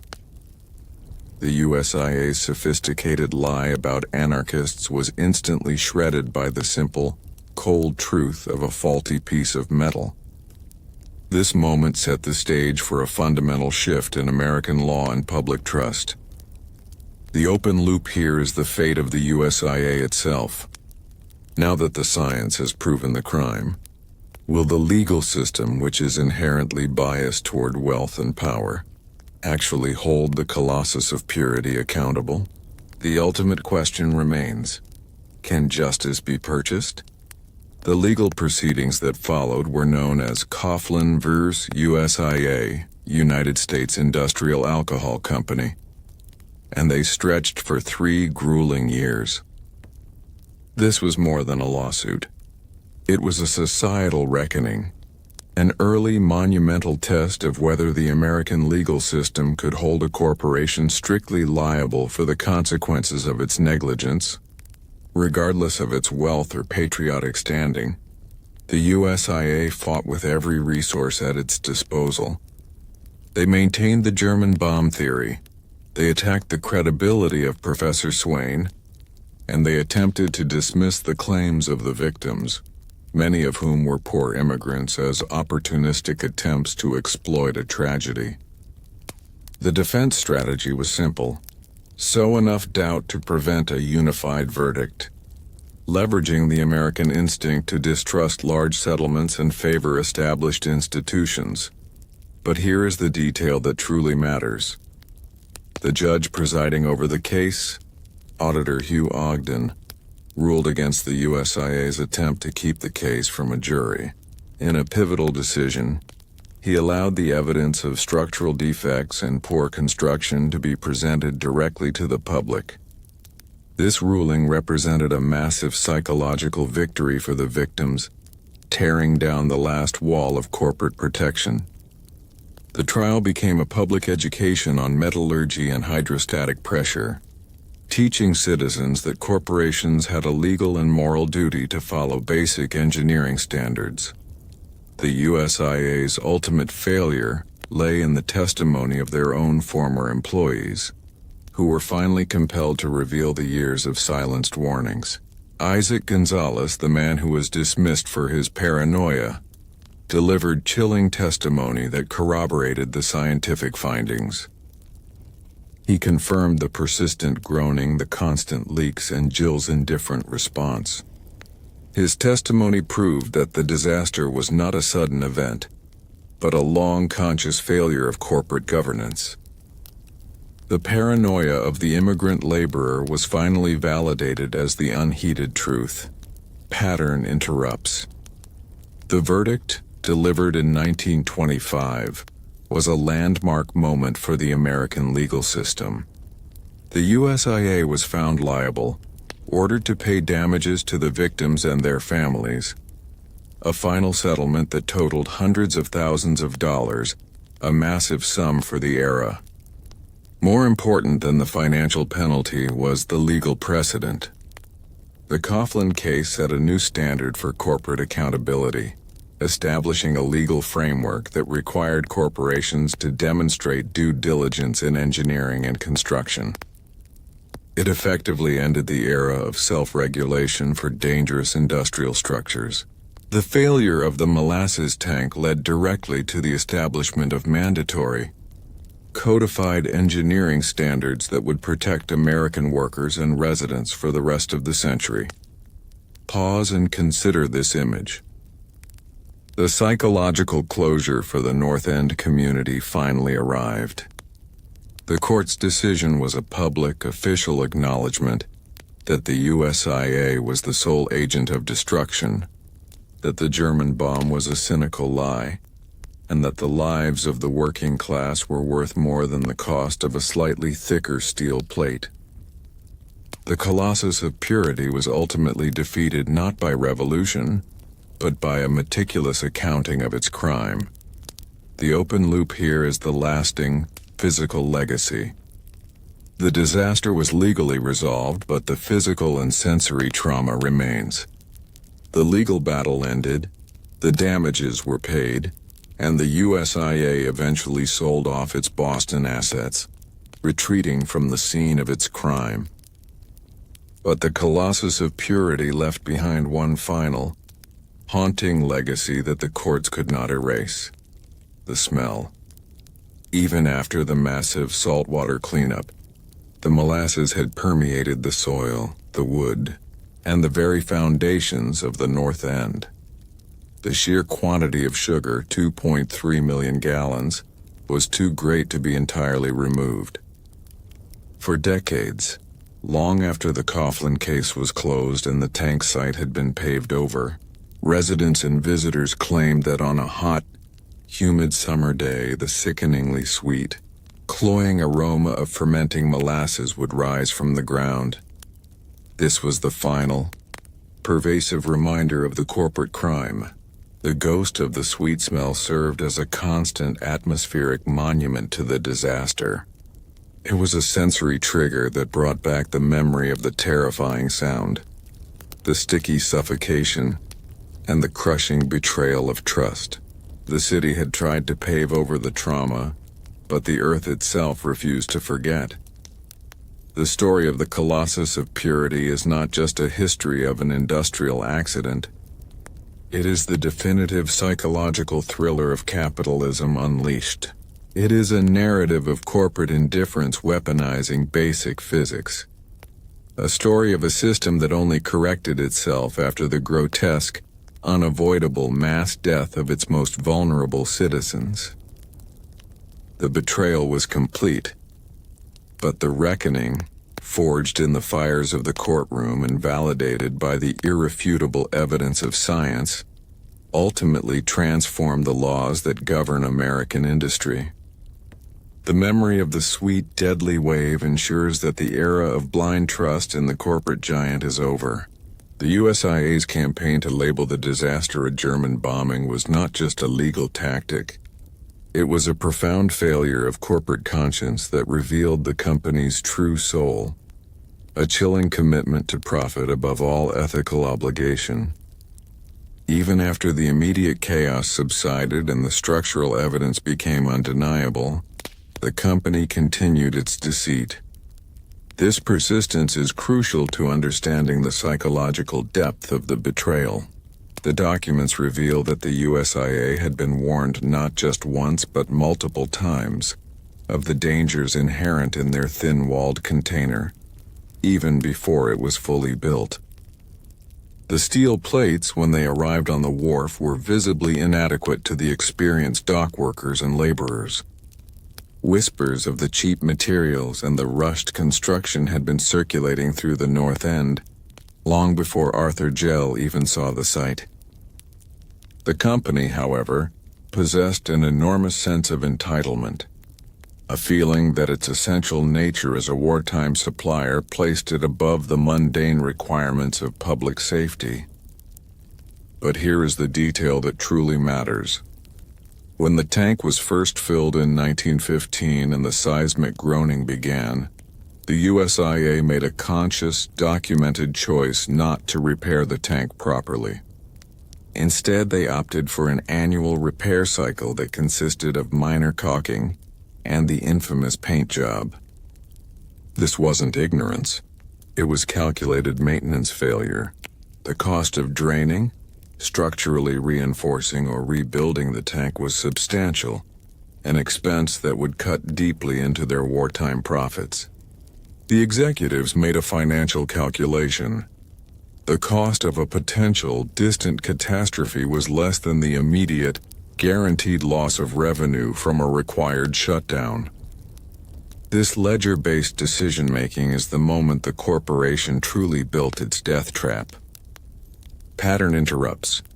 This continuous denial created a devastating psychological environment for the USIA's own employees. They were forced to maintain a lie they knew to be lethal. Workers arriving at the site after 1915 had to work daily in the shadow of a structure they knew was failing. Yet they could not speak out for fear of losing their livelihoods. This is the insidious power of the corporate enforced silence, turning the workplace into a psychological pressure cooker. The fear of unemployment became stronger than the fear of death, a dynamic that resonates deeply with the American anxiety over economic vulnerability. Pause and consider this image. Imagine the USIA executive, sitting at his mahogany desk, reviewing Jill's reports that detailed the persistent leaks and the bulging. He signs off on a new coat of paint instead of a new steel plate. In his mind, he is not condemning 21 people. He is simply optimizing shareholder value.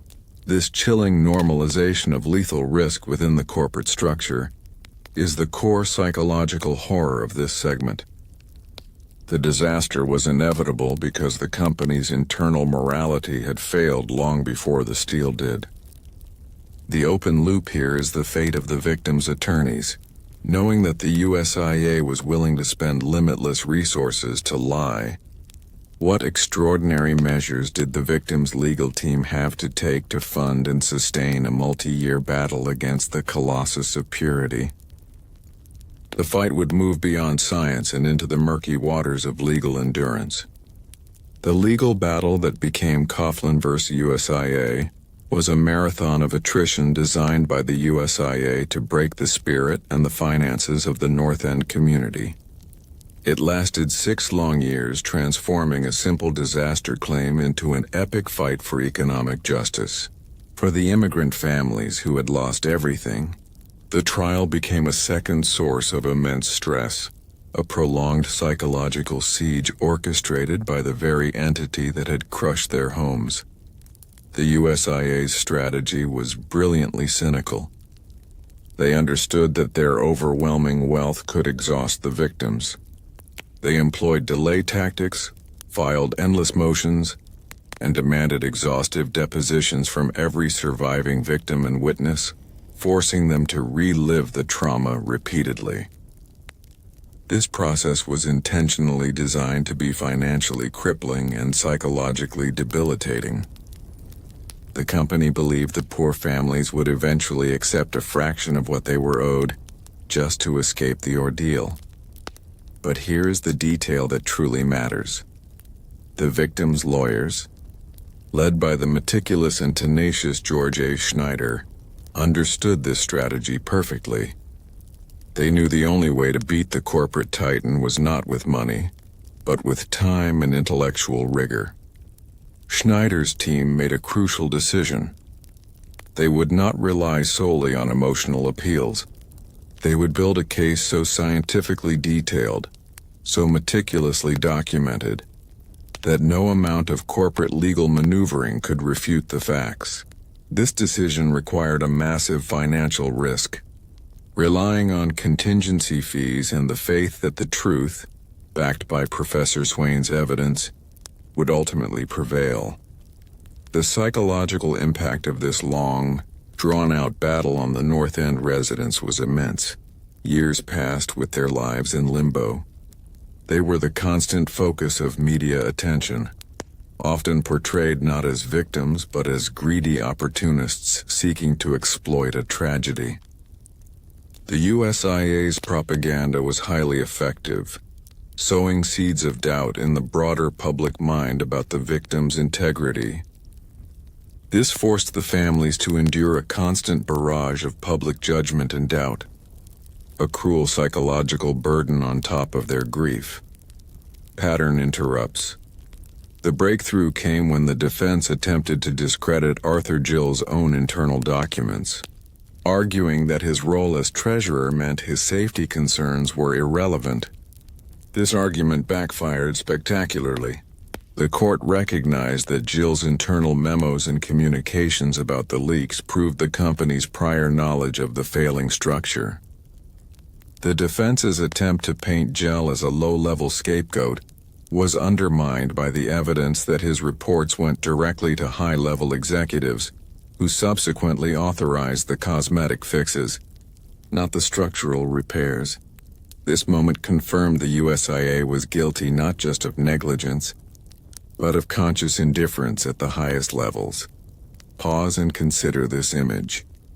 A small, determined group of lawyers and immigrant families standing up against a national corporation with limitless resources, armed only with forensic evidence and the moral clarity of their suffering.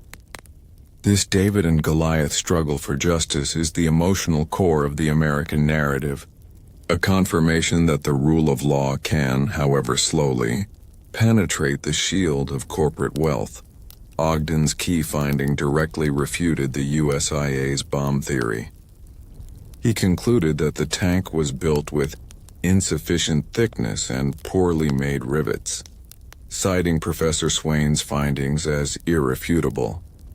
He stated in legal terms that the cause of the disaster was the USIA's failure to employ competent engineering skill and its gross negligence in failing to inspect, maintain, and repair the tank after obvious flaws were known.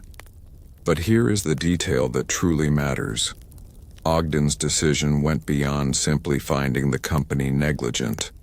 It helped pioneer the legal concept of strict liability for dangerous activities, a fundamental shift in American law.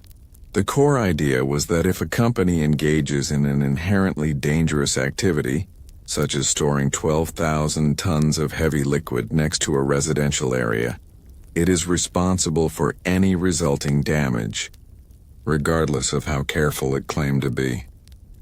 The simple fact of the tank's presence and its failure was enough to establish guilt. This landmark application of law ensured that future corporations could no longer hide behind vague safety excuses when their structures caused mass death. Pattern interrupts. The psychological impact of the final verdict was a complete restoration of trust, not in the factory, but in the legal system. The court affirmed that the paranoia of the immigrants was, in fact, prophetic insight, and the assurance of the corporation was, in fact, a lie. Justice was delivered not with a bang, but with the measured, unforgiving language of the law. The colossus of purity was struck down, its corporate impunity shattered. This moment served as a warning to every large industrial firm in America. The age of unchecked industrial power was over. The memory of the sweet, deadly wave became the driving force behind the 20th century's push for mandated professional engineering licensure and rigorous building codes. The tragedy on Commercial Street did not save the 21 victims, but it did save countless future lives by forcing industry to finally accept accountability as an engineering requirement. The ultimate fate of the Colossus of Purity was to serve as a perpetual sticky legal footnote for the next century of corporate law. Molasses is not inert. It is a dense, sugar-rich organic compound that, when stored in huge quantities, is constantly fermenting. This biological process generates carbon dioxide gas. The tank, though leaky at the seams, was effectively sealed at the top. This meant that the gas was trapped, creating a mounting pneumatic stress that pushed outward against the already strained steel plates. But here is the detail that truly matters. The tragedy was catalyzed by a simple weather event. On the day before the disaster, a new shipment of warm molasses from the Caribbean was pumped into the tank, filling it to maximum capacity. This warmer syrup mixed with the cooler, older contents already inside. The slight temperature increase dramatically accelerated the rate of fermentation, turning the entire 2.3 million gallons into a gigantic, low-grade fermenter. The gas pressure inside began to climb exponentially, adding a chemical stress on top of the already overwhelming hydrostatic stress. The USIA had ignored the physics of structural load and now ignored the chemistry of organic matter. The tank, built for water, was now enduring a dual assault: the crushing weight of the liquid, hydrostatic pressure, and the explosive outward push of trapped gas, pneumatic pressure. This combination transformed the tank from a structural failure into an imminent chemical bomb that could be detonated by the slightest external change. Pattern interrupts. The psychological dread is found in this realization. The human factor, the cost-cutting, the bad rivets, the ignorant treasurer, had created a fatal mechanism. But the final push was delivered by an impersonal natural process, the simple science of sugar turning into gas. This blending of corporate malice and natural chemistry makes the disaster feel inescapable. A true nightmare scenario. The corporate negligence ensured the setup, and the basic laws of nature ensured the timing. Pause and consider this image. The final hours before the explosion. The tank is bulging, moaning, and leaking. Inside, the new warm molasses is working its way through the entire volume, catalyzing the trapped contents. The pressure gauge, if one had been properly maintained, which it wasn't, would be spiking dramatically. This is the moment of peak internal invisible danger, a ticking clock that the entire city was oblivious to, convinced that the noise was just the sound of industry. The open loop here is the aftermath of the warning. The tank fails precisely because of this combination of physical and chemical forces. How did the initial investigators react when faced with a structural failure that felt like an explosion? And how did the USIA use the ambiguity of the blast to launch their devastating conspiracy lie? The failure to act on the warnings of the tank was not just a sin of omission by the USIA. It was a systemic failure of the municipal government. The city of Boston had the authority, the legal tools, and the moral duty to intervene, but it chose not to, paralyzed by corporate influence and bureaucratic inertia. The evidence presented years later confirmed that the fire department, whose Station 31 sat directly in the path of the flood, had received reports from its own members about the dangerous condition of the tank. Firefighters, who are trained to assess immediate structural risks, were deeply uneasy about the bulging steel and the continuous, unnerving groans. They understood, better than any bureaucrat, the catastrophic potential of a structure that large failing in a densely populated area. But here is the detail that truly matters. The city's structure allowed the USIA to bypass any meaningful oversight.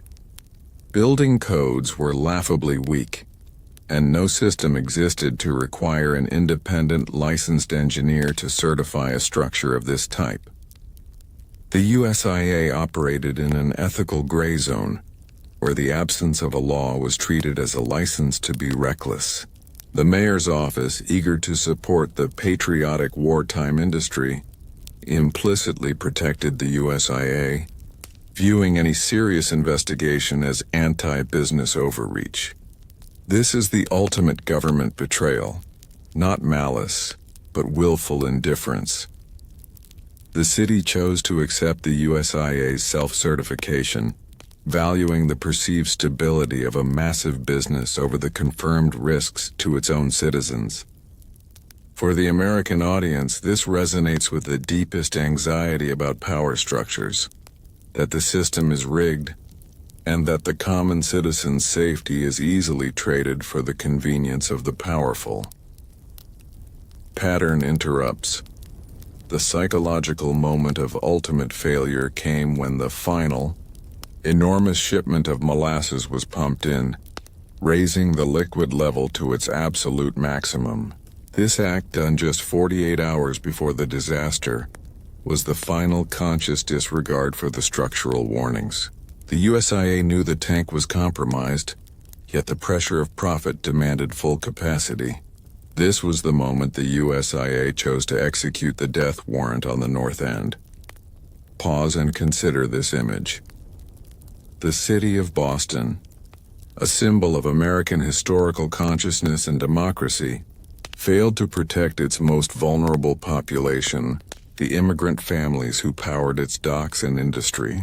The city's deafness to the moaning of the steel and the pleas of its citizens makes it a co-conspirator in the tragedy. The proof was ignored not because it was subtle, but because it was inconvenient. The open loop here is the ultimate irony. The structure built to generate profit through industrial alcohol exploded not into fire, but into a sweet, sticky wave of death. This unexpected medium of destruction would be the USIA's ultimate psychological weapon in the post-disaster chaos. Even as the tank was erupting, the USIA's pre-planned corporate evasion strategy was already in motion. The company knew its liability was catastrophic, and its only hope was to instantly shift the narrative from structural failure to external attack. The scapegoat was necessary, and the German anarchist bomb theory was deployed with immediate and chilling precision. The USIA leveraged the initial loud boom to its full psychological advantage. They immediately began feeding the press and the overwhelmed police chief the narrative that the tank, a vital cog in the production of wartime munitions, was a clear target for foreign agents still seeking to disrupt America. The effect was instantaneous and devastating. The attention of the media and the law enforcement shifted from investigating the tank's construction to hunting for a phantom enemy. But here is the detail that truly matters. This deliberate deflection was the final profound act of corporate psychological violence. It forced the traumatized victims to defend themselves against accusations of sensationalism and even complicity. The USIA suggested that any report of leaks or groaning prior to the explosion was either exaggerated or an outright fabrication designed to cash in on a war tragedy. The victims were made to feel that their accurate memory of a failing structure was a sign of their own paranoia and greed. The core of the USIA's evasion lay in the complexity of the disaster. How could a simple foodstuff cause such destruction? The bizarre nature of the molasses tsunami made the explosion theory, however outlandish, strangely plausible.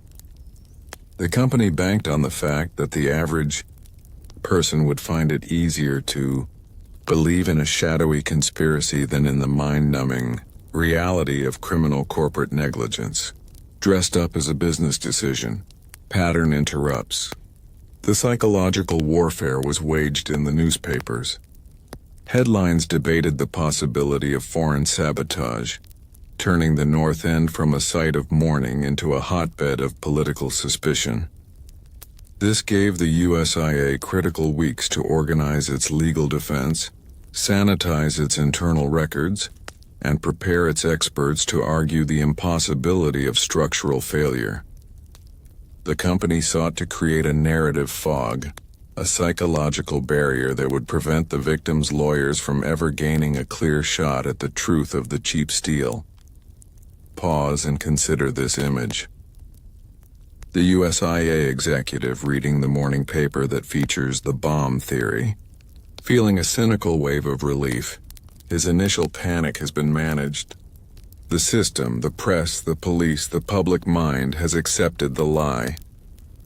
His commitment to shareholder value is secure, and the cost of 21 lives has been successfully externalized onto a foreign scapegoat.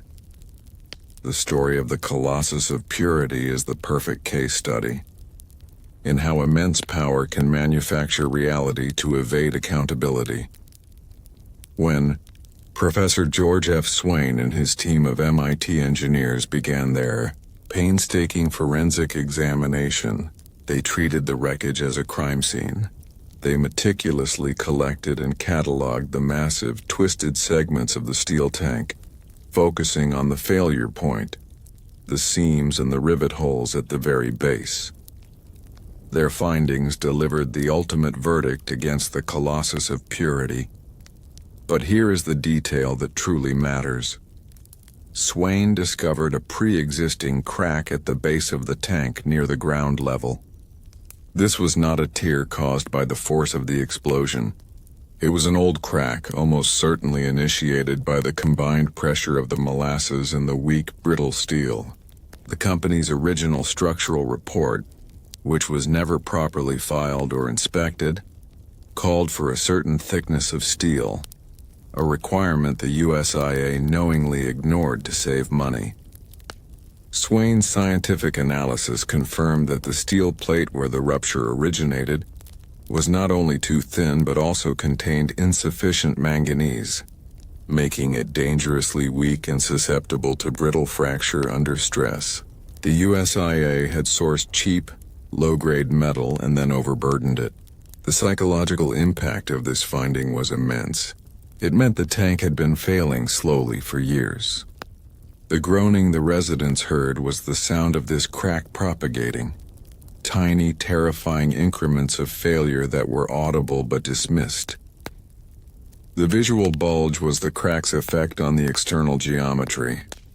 The USIA was found guilty not only of negligence, but of operating a structure that was scientifically destined to fail from the moment the first rivet was misaligned.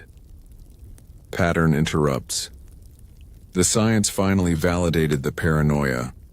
The immigrant witnesses, scorned and dismissed as hysterical, were proven to be the most accurate observers of the catastrophe. Their unnecessary alarm was the only truth in a landscape of corporate lies. This moment of vindication provided the necessary emotional fuel for the victims to withstand the remaining years of legal struggle. Their personal trauma was now backed by the unassailable authority of MIT and forensic engineering. Pause and consider this image. Professor Swain, using a piece of the original steel, demonstrating in the courtroom how the poor chemical composition of the metal created the fatal weakness. The technical evidence stripped away the political and emotional distractions, proving that the real conspiracy was not a foreign attack, but a corporate decision made years earlier in an office far from the North End. The visual of the cracked plate becomes the symbol of the broken trust between American industry and the American people. The open loop here is the transition to the future. Now that the truth is out and the Colossus of Purity is legally exposed, how did this single disaster fundamentally change the way every single American city handles industrial building codes, ensuring that this ultimate betrayal could never be repeated? The scar on the skyline forced the nation to rewrite its rules of safety. The most compelling proof of the tank's failure was the weight of unreported certainty held by the North End community. This was a tragedy rooted in a cultural and class divide, where the specialized knowledge of the laborer was devalued against the educated opinion of the corporation.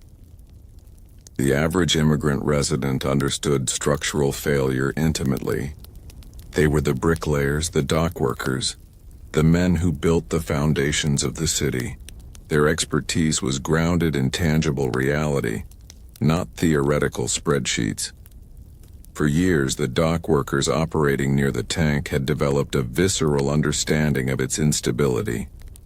They saw the shift in the foundation, the slight yet continuous settling of the massive structure into the wharf's granite pilings. They saw the molasses not just leaking, but actively running down the side, creating sticky pools that never fully dried. To them, the tank was not a stable monument. It was a sick animal, a structure actively rejecting its contents. But here's the detail that truly matters.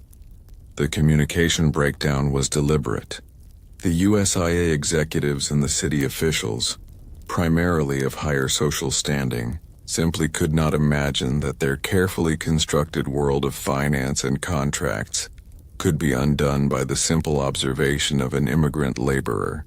They dismissed the warnings as superstition or nervousness, refusing to translate the laborer's language of observation. It's sinking.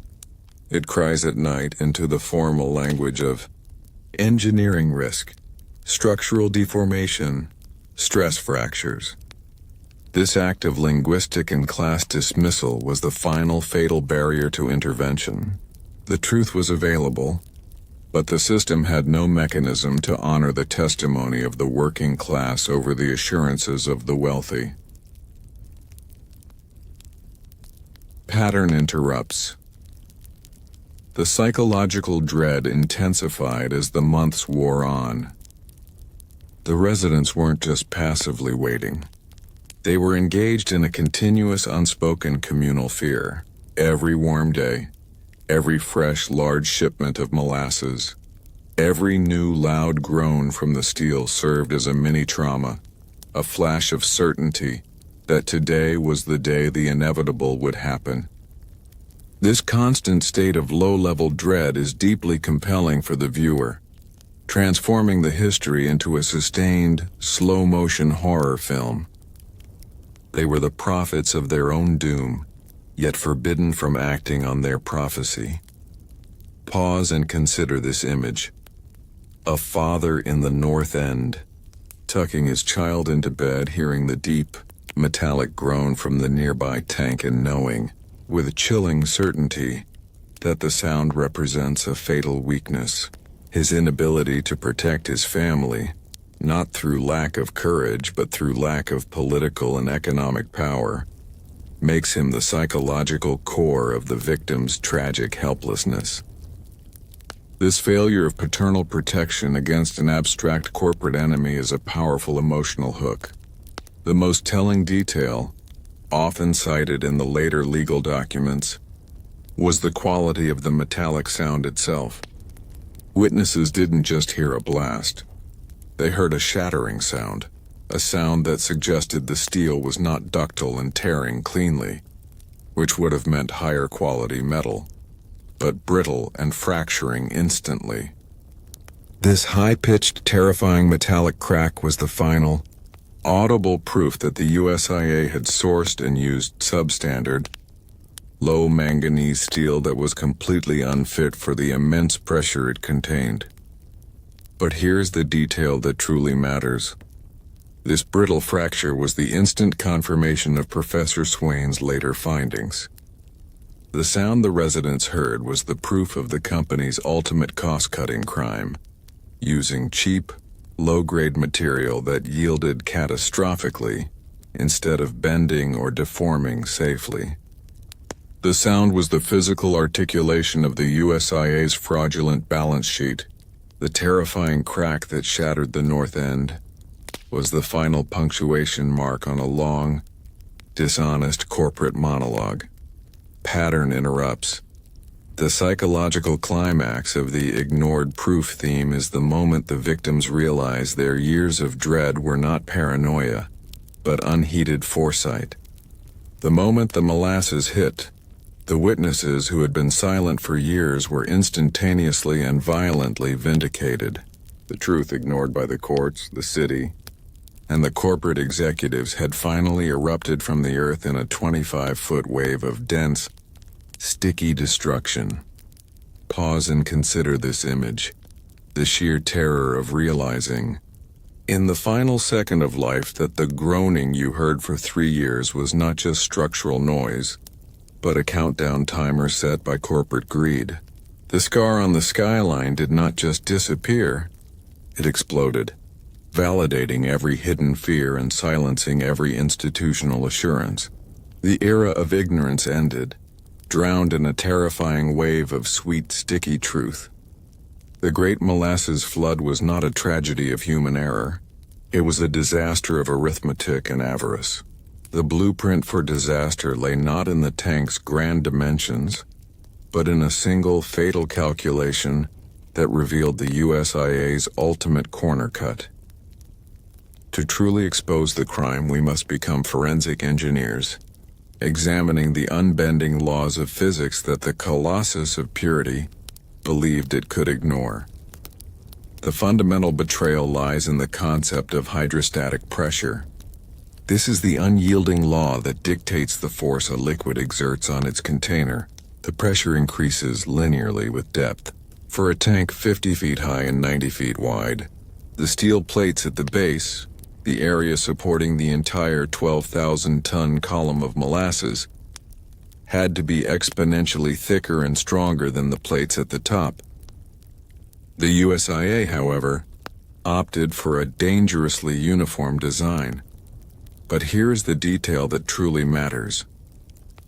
Forensic examination revealed that the steel plates used for the bottom ring of the tank were only about half an inch thick. For a vessel of that monumental size, containing a substance 40% heavier than water, molasses, engineering standards of the time would have demanded plates nearly 1 full inch thick, or at least a much higher grade reinforced alloy. The half-inch plate was a non-negotiable death sentence, a cost-saving measure that reduced the factor of safety to a point where failure was not a possibility. It was a mathematical certainty. This single, fatal decision, having the necessary steel thickness, was the most chilling piece of evidence presented in court. It proved that the USIA had consciously chosen to prioritize minimal material cost over minimal safety standards. The tank was not a sturdy container with a flaw. It was a structure designed to fail under maximum stress. Every day the molasses was held captive in that tank. The thin steel plates at the base were operating in a state of continuous, desperate yielding, constantly fighting a battle they could never win. Pattern interrupts. The psychological dread here is the realization that this was an internal enemy. The American audience, accustomed to attributing industrial failure to a freak event, must understand that the disaster was built into the structure's DNA. The failure was not external. It was the integrity of the material itself screaming, under the weight of corporate greed. Pause. And consider this image, a cross-section of the tank's base, showing the thin half-inch steel plate labeled with a stark warning: does not meet standard. This image is the moment the abstract idea of greed becomes a tangible, physical flaw, proving the conspiracy to be a matter of pure dimension and material science. The open loop here is the mechanical flaw. If the plates were too thin, the hinges holding them together must have been the next point of failure. The story must now move from the steel to the fasteners, the rivets. If the thin steel was the blueprint for disaster, the method used to join that steel was the execution of the crime.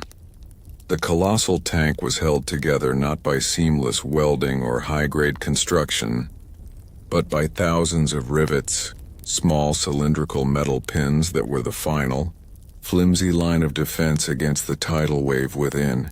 The USIA's method of assembly was the next great corner cut. Standard, high-pressure industrial tank construction requires precise alignment and the use of hot-driven rivets, which expand as they cool to form an airtight, structurally sound seal. The USIA, driven by the ruthless schedule of Arthur Jell, opted for a cheaper, quicker, and ultimately catastrophic method. But here is the detail that truly matters. The tank was constructed with a frightening degree of sloppiness. Workers, rushing to meet deadlines, frequently misaligned the rivet holes on the different steel plates. Instead of dismantling the structure and re-drilling the holes, they forced the cold, hard rivets into the misaligned slots, often using immense force. This process created irreversible damage. It severely stressed and weakened the metal surrounding the rivet holes, leading to laminations, internal layers separating, and microscopic stress fractures. The USIA's documentation, later revealed in the court proceedings, did not detail this shoddy work. It simply recorded the process as completed. This omission was the perfect cover, a conspiracy of omission where the terrible reality of the construction was buried under simple corporate paperwork. The hundreds of forced, misaligned rivets became the physical evidence of the USIA's utter contempt for professional standards and public safety. Pattern interrupts. This focus on the tiny, metallic pins, the rivets, is a classic pattern interrupt. The American audience thinks of the disaster in terms of a giant wave. But the true killer was microscopic structural fatigue. We must zoom in to show that the catastrophe was triggered by the failure of elements no larger than a thumb. The sheer number of defective rivets meant that the tank's circumference was riddled with thousands of pre-existing fracture points, each one a tiny, ticking bomb waiting for the slightest increase in pressure. Pause and consider this image. A close-up schematic of a misaligned rivet hole, showing the jagged edges where the metal was tortured and stretched. This image visualizes the torture of the steel, directly equating the cost-cutting decision with physical abuse of the construction material. The moral failure of the USIA was literally hammered into the steel itself. The steel used by the USIA was found to be of poor quality, lacking sufficient manganese. Manganese is a crucial alloying element that gives steel its ductility, its ability to stretch and bend slightly before breaking. Without it, the steel becomes brittle, especially when subjected to cold temperatures and continuous stress. The North End on January 15, 1919, provided the perfect conditions for the ultimate failure. But here is the detail that truly matters. The low manganese steel, under the extreme hydrostatic pressure of the molasses, was operating at its fracture limit. When the air temperature suddenly rose from the frigid teens into the 40s, and the warm Cuban molasses was pumped in, the steel experienced a slight, immediate thermal expansion. This sudden, tiny movement, combined with the escalating internal gas pressure from fermentation, was all that was needed to initiate failure. The stress fractures around the forced rivets, long dormant, instantly connected. The steel did not tear. It shattered in what engineers call a brittle fracture. The speed of this fracture was terrifying. It traveled almost instantaneously around the circumference of the tank at the speed of sound within the steel, ripping the lower half of the tank away from the top. This instantaneous catastrophic unzipping explains the bomb sound. The entire structure failed not over minutes, but within a single second, releasing the molasses with the kinetic force of a major explosion. Pattern interrupts. This specific scientific detail is the ultimate proof that the disaster was avoidable. A competent engineer would have specified a ductile high manganese steel, knowing it would merely bulge or leak under stress, giving time for evacuation and repair. The USIA's choice of brittle, cheap steel ensured that when the tank failed, it would fail spectacularly and instantly, guaranteeing the maximum number of casualties. This choice was a direct trade of human life for material cost savings. Pause and consider this image. A microscopic view comparing two steel samples, one ductile, bending under stress, the other brittle, fractured cleanly. This contrast visualizes the moral choice made by the USIA. The cheap steel was a deliberate selection of the failure mode that was most lethal. The defense team did not argue that the steel was thick enough. They argued that building codes did not mandate a specific thickness, and that the USIA was not staffed by engineers. Therefore, they could not be held responsible for scientific nuance. This argument was a bold legal attempt to weaponize the company's own incompetence, asserting that a lack of formal engineering training somehow absolved them of the duty of care. But here is the detail that truly matters. The USIA aggressively attacked the methodology and credibility of Professor Swain, attempting to portray the entire scientific investigation as an expensive, post-facto fabrication designed to extort money from an innocent corporation. They argued that the properties of the steel were irrelevant because the true cause was an unforeseeable act of sabotage. This strategy was a direct assault on the American public's faith and expertise, trying to persuade the jury to distrust the unassailable academic authority of MIT in favor of the convenient lie spun by the corporation. The psychological toll on the victims was immense. After enduring the physical shock of the flood and the initial smear campaign, they were now forced to listen to highly paid lawyers systematically attempt to dismantle the scientific truth that validated their suffering. The USIA was forcing them to endure a second betrayal, the betrayal of objective reality. The goal was to exhaust the victims and convince them that the truth was ultimately unattainable. Pattern interrupts. The core anxiety here is the fear that money can buy truth. The USIA's defense represented the chilling notion that a wealthy corporation can create enough legal noise and uncertainty to make the clear evidence of their crime seem like a mere academic dispute. This resonates deeply with the American distrust of unchecked power, transforming the trial into a symbolic battle for the integrity of knowledge itself. Pause and consider this image. A courtroom sketch of the USIA's lawyer, dressed impeccably, questioning Professor Swain, the embodiment of academic rigor, trying to sow confusion over the meaning of a stress fracture. The visual clash between refined wealth and meticulous science defines the narrative tension of the trial phase. The defense argued that the city's building department had repeatedly failed to enforce adequate codes or perform necessary safety checks. They highlighted the lack of mandatory independent engineering sign-offs for large industrial structures. The city had willingly chosen to operate in a state of regulatory vacuum, allowing companies like the USIA to self-certify dangerous projects. But here is the detail that truly matters. The USIA produced internal city documents revealing that the municipal paving department had formally complained about the constant molasses leaks on Commercial Street.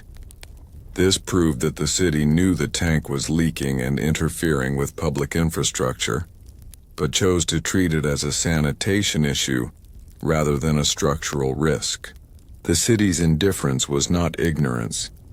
It was willful neglect, a deliberate choice to prioritize political expediency over public safety. The revelation of this shared indifference inflicted a third layer of psychological trauma on the victims. They were betrayed first by the corporation that built the tank, and second by the government that was chartered to protect them. The knowledge that both the profit motive and the municipal authority were aligned against their safety created a sense of absolute powerlessness and isolation, a core anxiety that remains potent in the American psyche. Pattern interrupts. This legal maneuver is the final psychological twist of the segment. The villain is no longer a single corporation, but the entire system. The USIA successfully argued that the disaster was a predictable consequence of a city that was too compliant and too lazy to police its wealthy industries. This shift in blame, though cynical, resonated with the public's inherent distrust of bureaucracy. Pause and consider this image. A comparison chart showing the Boston building codes of 1915 next to the required specifications for the molasses tank.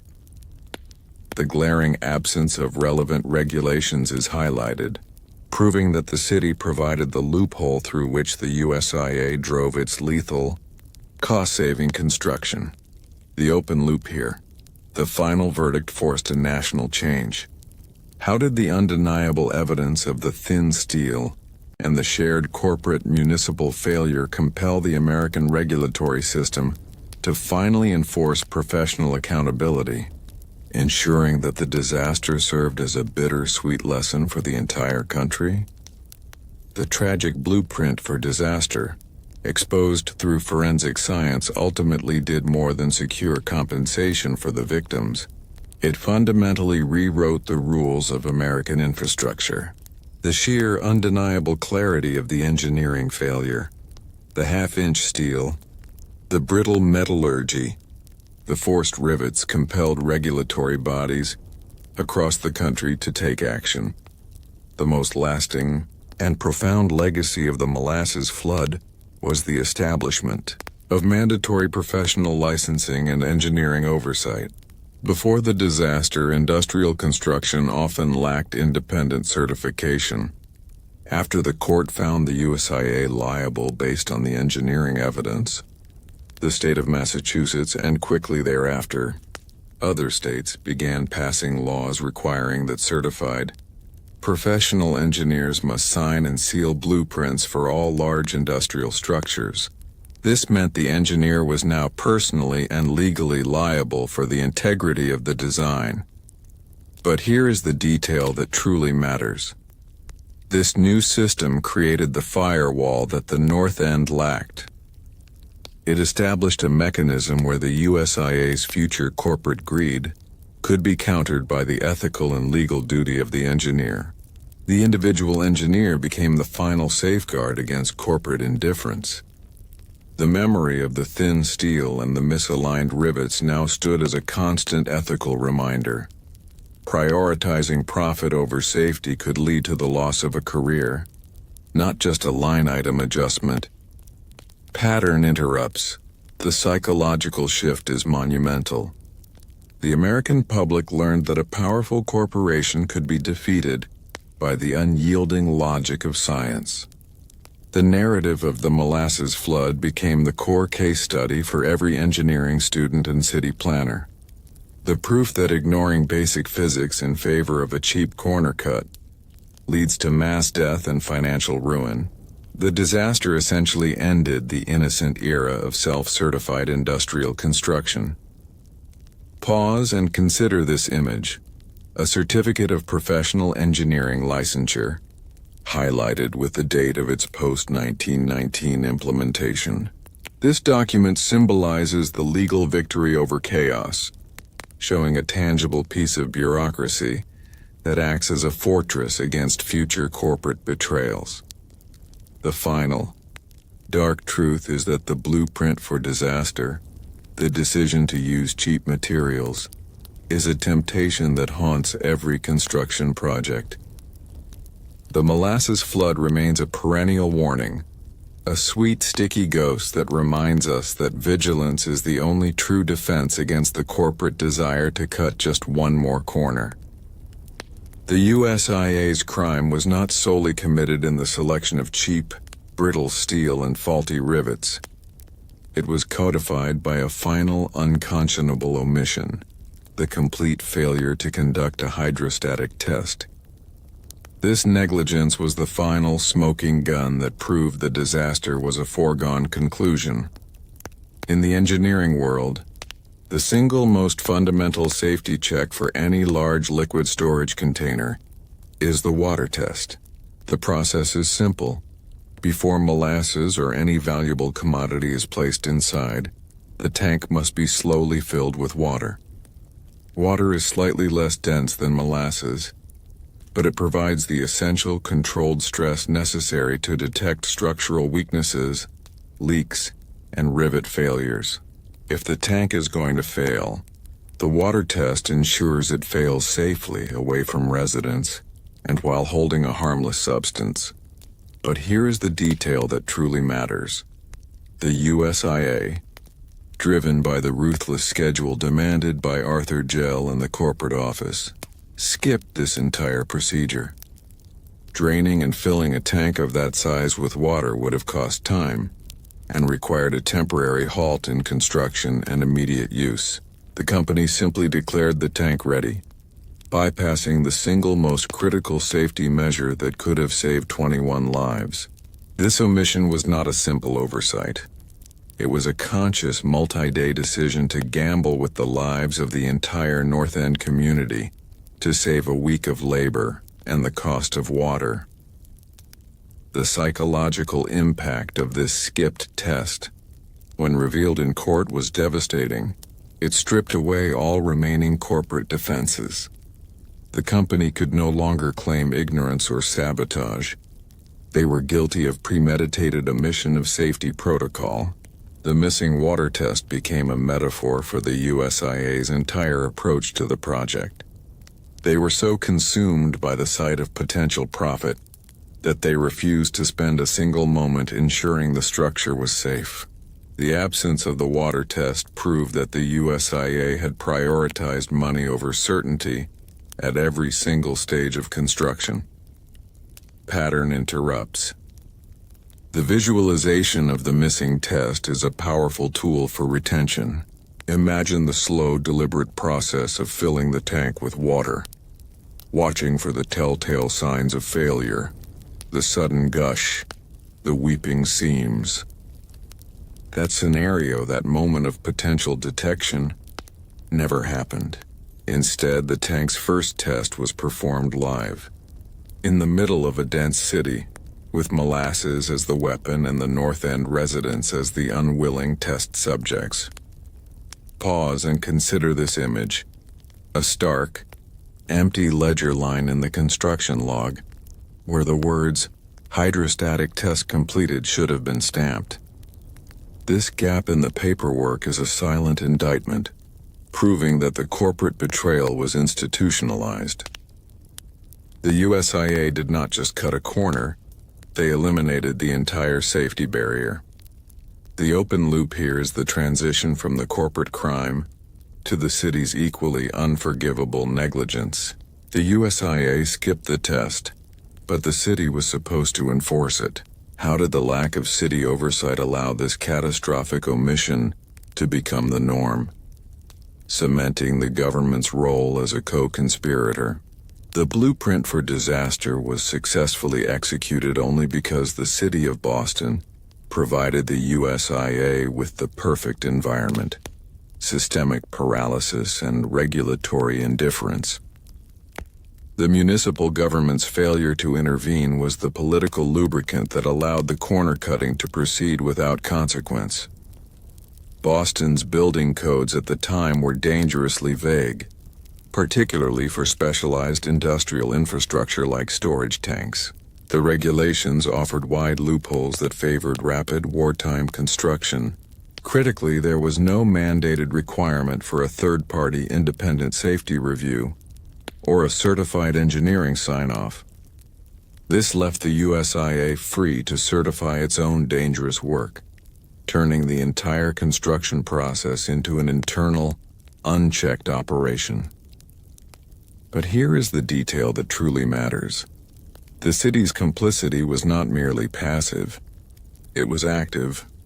The building department was fully aware of the rapid industrial expansion along the waterfront, yet chose not to allocate the necessary resources or personnel to conduct rigorous inspections. The sheer size and economic importance of the USIA provided a powerful deterrent to aggressive municipal oversight. An inspector challenging the USIA was seen as hindering the war effort and undermining a major taxpayer. This fear effectively shut down the primary safety mechanism of the city. The government's betrayal was one of prioritization.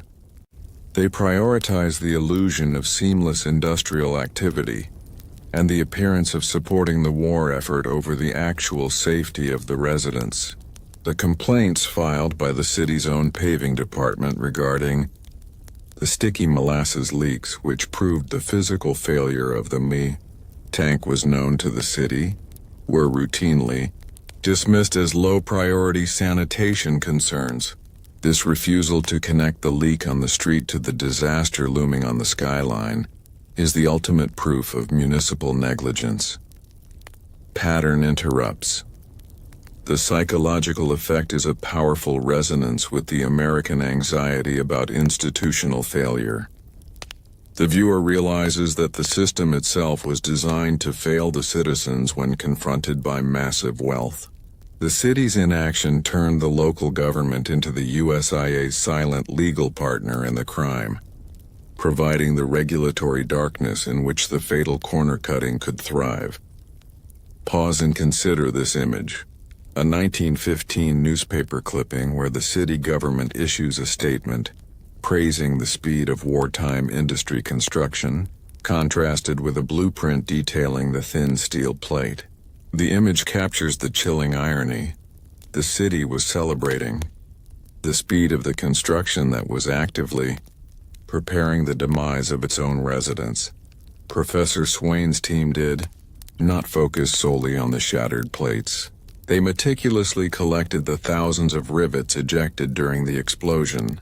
Their analysis revealed a pattern of gross negligence that spoke volumes about the construction process overseen by Arthur Jell.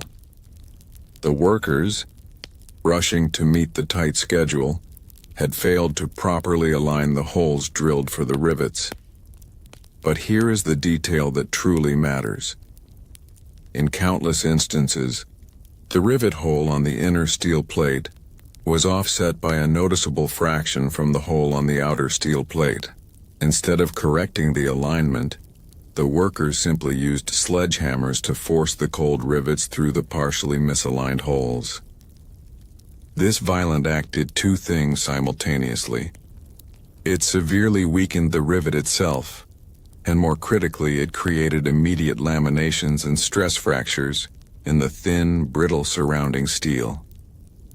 The metal was tortured into submission, pre-programmed for catastrophic failure. The psychological impact of focusing on this single, faulty rivet is immense. It transforms the disaster from an abstract event into a personal, tangible crime. Every forced rivet was a conscious, deliberate choice to prioritize speed over safety. The explosion did not occur at a random spot. It began where one of these tortured rivets finally gave way, instantly initiating the brittle fracture across the low manganese steel plates. The force of the rupture was focused on these tiny points of weakness, proving that the USIA had essentially built an enormous structure held together by thousands of inherently flawed pins. Pattern interrupts. This detailed focus on the rivet forces the audience to confront the small-scale malice that led to the large-scale disaster. It proves that the blueprint for disaster was not a technical oversight, but a moral blueprint. The greed that mandated the corner cutting was physically inscribed into the very material of the tank, turning the cheapest element of construction into the most lethal. The USIA's claim of patriotic necessity was shattered by the cold, hard fact of a damaged fastener. Pause and consider this image. A laboratory photograph of a failed rivet, showing the telltale deformation and the surrounding hairline fractures. This image, presented in the court, was the moment the victim's intuition was finally validated by science. demonstrating that the paranoia of the North End was the ultimate unheeded proof. The final verdict was written on the head of a single, faulty rivet. The final legacy of the blueprint for disaster is the profound understanding that industrial safety is measured not in tons of steel, but in the integrity of the smallest component. The tragedy ensured that in every future engineering project in America, the cost of a single, correctly placed rivet would forever outweigh the cost of a life. The true horror of the Molasses Flood was its scientific inevitability. The USIA did not just build a weak tank. They created a self-pressurizing chemical weapon, and the unstoppable force was not a bomb, but the basic laws of organic chemistry and physics that the corporate office had chosen to treat as optional. We must now dissect the inner workings of the tank, where the silent, microscopic process of fermentation was winding the doomsday clock. Molasses, the thick, heavy residue of sugar refining, is an organic compound teeming with dormant yeast. When stored in a massive volume, fermentation is a natural ongoing process. This fermentation produces a gas, carbon dioxide, which when contained in a tank sealed at the top has nowhere to escape. The resulting pressure acts like a slow, deliberate hand turning a vise, constantly pushing outward against the brittle, thin steel plates. This was the first silent power source of the catastrophe. But here is the detail that truly matters. The pressure inside the tank was a terrifying compound force. It was the crushing hydrostatic pressure of the liquid itself. Molasses is about 1.4 metric tons per cubic meter, roughly 40 heavier and significantly denser than water. This mass exerted a colossal, continuous shear force on the already compromised lower plates. The USIA's crime was allowing these two unstoppable forces, the vertical weight of the syrup and the horizontal push of the gas, to combine against a steel shell that was operating with virtually no safety margin. The relentless pressure meant the tank was never static. It was an organism of stress, constantly groaning, constantly bulging, constantly moving against the constraints of its faulty structure. Every molecule of molasses was an agent of the internal conspiracy, working against the integrity of the whole. This continuous grinding pressure created the latent fractures around the misaligned rivets, setting the structural countdown to 0. Pattern interrupts. The psychological dread is rooted in the precision of the scientific countdown. The slow chemical process of fermentation, something we associate with baking or brewing, was transformed by corporate negligence into a lethal process of pressure accumulation. This contrast between the benign nature of the substance and the terminal nature of its containment is a core psychological hook. Pause and consider this image. A chilling cross-section illustration showing the interior of the tank.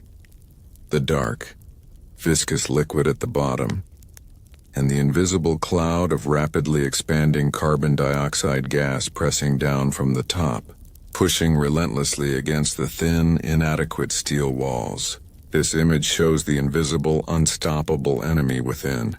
The open loop here is the trigger. The pressure was constant, but the failure was sudden. What single small final event, a moment of thermal or physical change, was needed to push the doomsday clock from critical to catastrophic failure?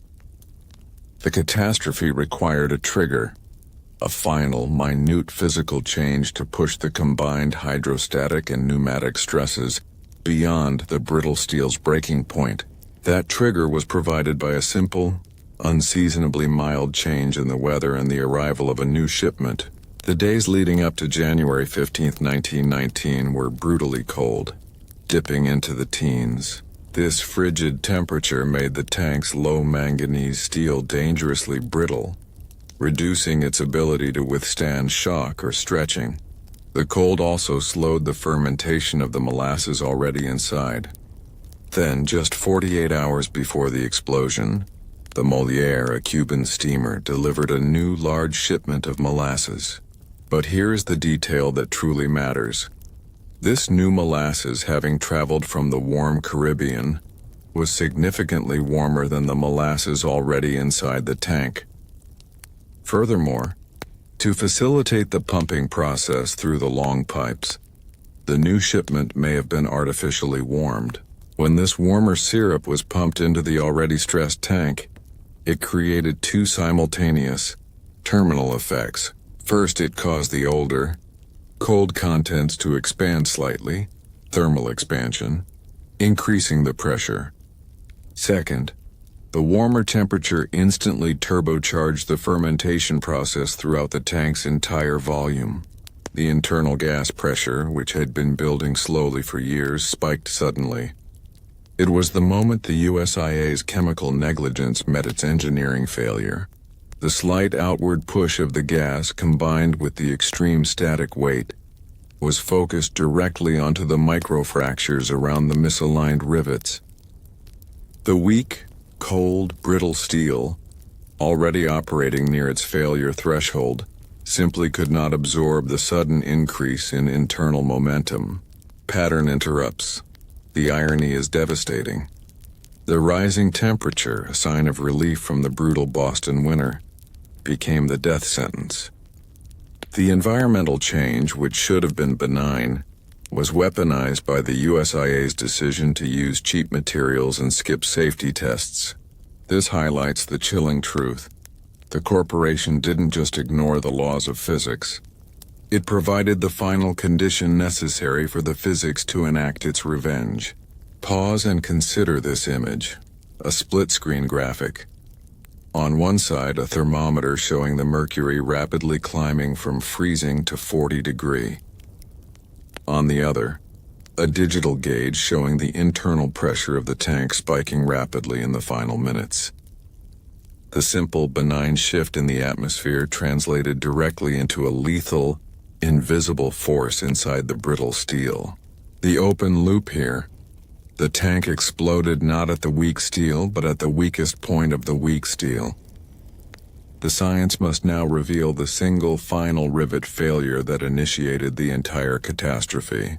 The final moments of the tank's integrity were governed by the specific mechanics of its material failure. Brittle fracture. This is the engineering detail that transforms the disaster from a generalized accident into a precise targeted crime. As established, the low manganese steel chosen by the USIA was brittle.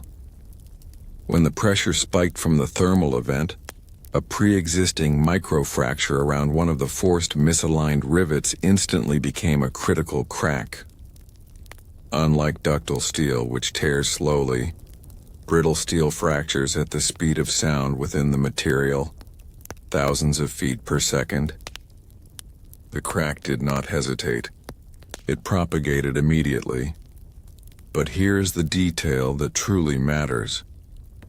The fracture traveled instantly around the base of the tank, effectively unzipping the entire lower structure. The bottom ring of the tank failed completely, allowing the 12,000-ton column of molasses to escape not through a leak or a hole, but through a massive, near-total, circumferential rupture. This instantaneous failure mechanism explains the overwhelming destructive power. The molasses was ejected with the force of a compressed fluid. A massive wave of energy focused directly outward. The energy released was staggering. The momentum of the 2.3 million gallons of molasses was sufficient to generate a wave estimated at 25 feet high at its crest, moving at approximately 35 miles per hour. This was not a flow. It was a projectile. The kinetic energy was capable of stripping the paint off nearby buildings, smashing a fire station off its foundation, and literally bending the steel support girders of the elevated train line like clay. The science proves that the USIA did not merely cause a flood. They deployed a highly efficient, high-velocity battering ram powered by sugar. Pattern interrupts. The psychological focus here is the speed of the betrayal. The victims had less than a single second to register the sound before the wave hit. This eliminates the possibility of escape or rational thought, highlighting the ruthless efficiency of the brittle fracture mechanism. The USIA's cheap steel ensured that when the tank failed, it would deliver a death that was swift, absolute, and unavoidable. Pause and consider this image. A slow-motion animation showing the crack initiating at the base and racing around the circumference, followed instantly by the horizontal explosion of the molasses.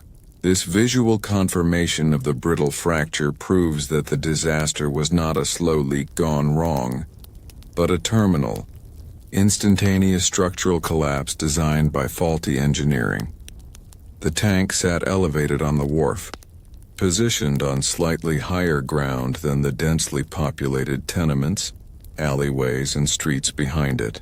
This subtle downhill slope was the final geographical factor that guaranteed the catastrophe would become a mass casualty event. The USIA placed its failing structure in the ultimate position of advantage for destruction. But here is the detail that truly matters. When the molasses burst out, the downhill grade provided the immediate assistance of gravity, ensuring the wave maintained maximum velocity and focused its energy directly into the residential area. The wave did not have to fight the slope. It was propelled by it. This meant the sheer power that demolished the firehouse and smashed the Clufferty house was the product of corporate choice combined with natural incline. The USIA effectively used the city's own geography to maximize the lethality of its failure. The topography also amplified the psychological shock. The victims, looking up the hill towards the industrial giant, saw the wave descend upon them like a dark, inescapable avalanche. There was no high ground to run to, no time to climb. They were pinned at the bottom of the USIA's funnel of death. The realization that their own neighborhood's layout was contributing to their demise added a final, cruel layer of betrayal. Pattern interrupts. This topographical analysis transforms the scene from a simple flat disaster to a geometric one. The viewers must understand that the placement was as lethal as the weak steel. The entire neighborhood was, structurally, the path of least resistance for the unstoppable force. This connection between corporate site selection and eventual mass death is a potent element of the Lore Slumber theme of systemic conspiracy. Pause and consider this image. A detailed topographical map of the North End, showing the elevation difference between the tank site on the wharf and the nearby residential streets. The red arrow drawn sharply downhill, indicating the path of the molasses wave, visually confirms the deliberate nature of the destructive trajectory. Once the wave lost its kinetic energy and spread across the cold Boston pavement, the molasses rapidly cooled. As the temperature dropped, the viscosity of the heavy syrup increased exponentially. It transformed from a projectile into a dense, sticky, gelatinous quicksand. This phase of the disaster created a secondary, far more prolonged death sentence for the trapped. But here is the detail that truly matters. The molasses' density was the killer. Victims who were knocked down and submerged were instantly trapped. The suction and adhesive force of the cooling syrup were so strong that attempting to pull a limb free was nearly impossible. Rescuers later testified that moving through the molasses felt like wading through thick, heavy cement. The victims were not just stuck. They were sealed in a cold, viscous tomb, unable to move, unable to breathe deeply, and often pinned under the added weight of debris that the molasses held in place. The specific, agonizing psychological horror was suffocation by sugar. Molasses is heavy and dense, For those trapped with their faces submerged, the syrup clung tenaciously, sealing the mouth and nostrils with a thick, sweet mask. Every desperate attempt to inhale only pulled the sticky substance deeper into the throat and lungs. Death came slowly, terrifyingly, through the inability of the body to displace the surrounding heavy sugar. The feeling of being drowned by a substance that smells like a baked good is the ultimate. Grotesque irony of the tragedy. Pattern interrupts. This focus on the slow, agonizing nature of the second phase of death is essential for maximizing dread. The disaster did not offer a clean death. It offered a period of desperate, futile struggle against a physical medium that seemed to defy the laws of common sense. The molasses was the ultimate betrayer, using its very sweetness and density to mock the victim's struggle. Pause and consider this image. A drawing of a trapped victim, their arm outstretched, their face frozen in a look of terror, entirely encased in the glossy, dark syrup.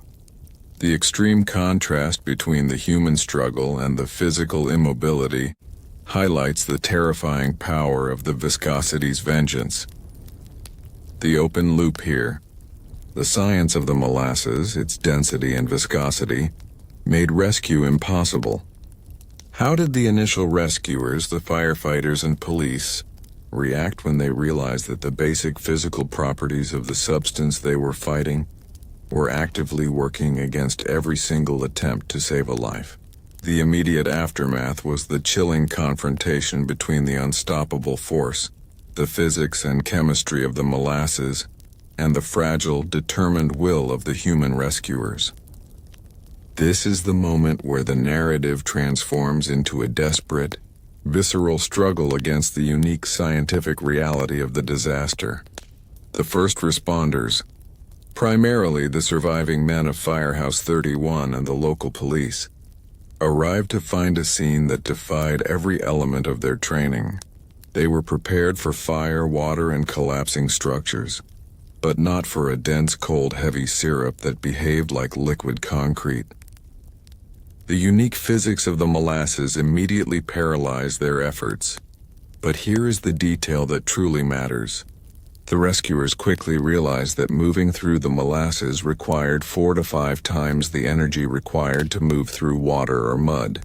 A man running could only move at a slow, exhausting slog. This meant that the critical golden hour for rescue was instantly diluted by the physical reality of the viscous medium. Every minute wasted struggling against the density of the syrup meant a life lost to suffocation or exposure. The doomsday clock was now controlled by the coefficient of viscosity. The tools of rescue were useless. Shovels and axes quickly became coated and ineffective.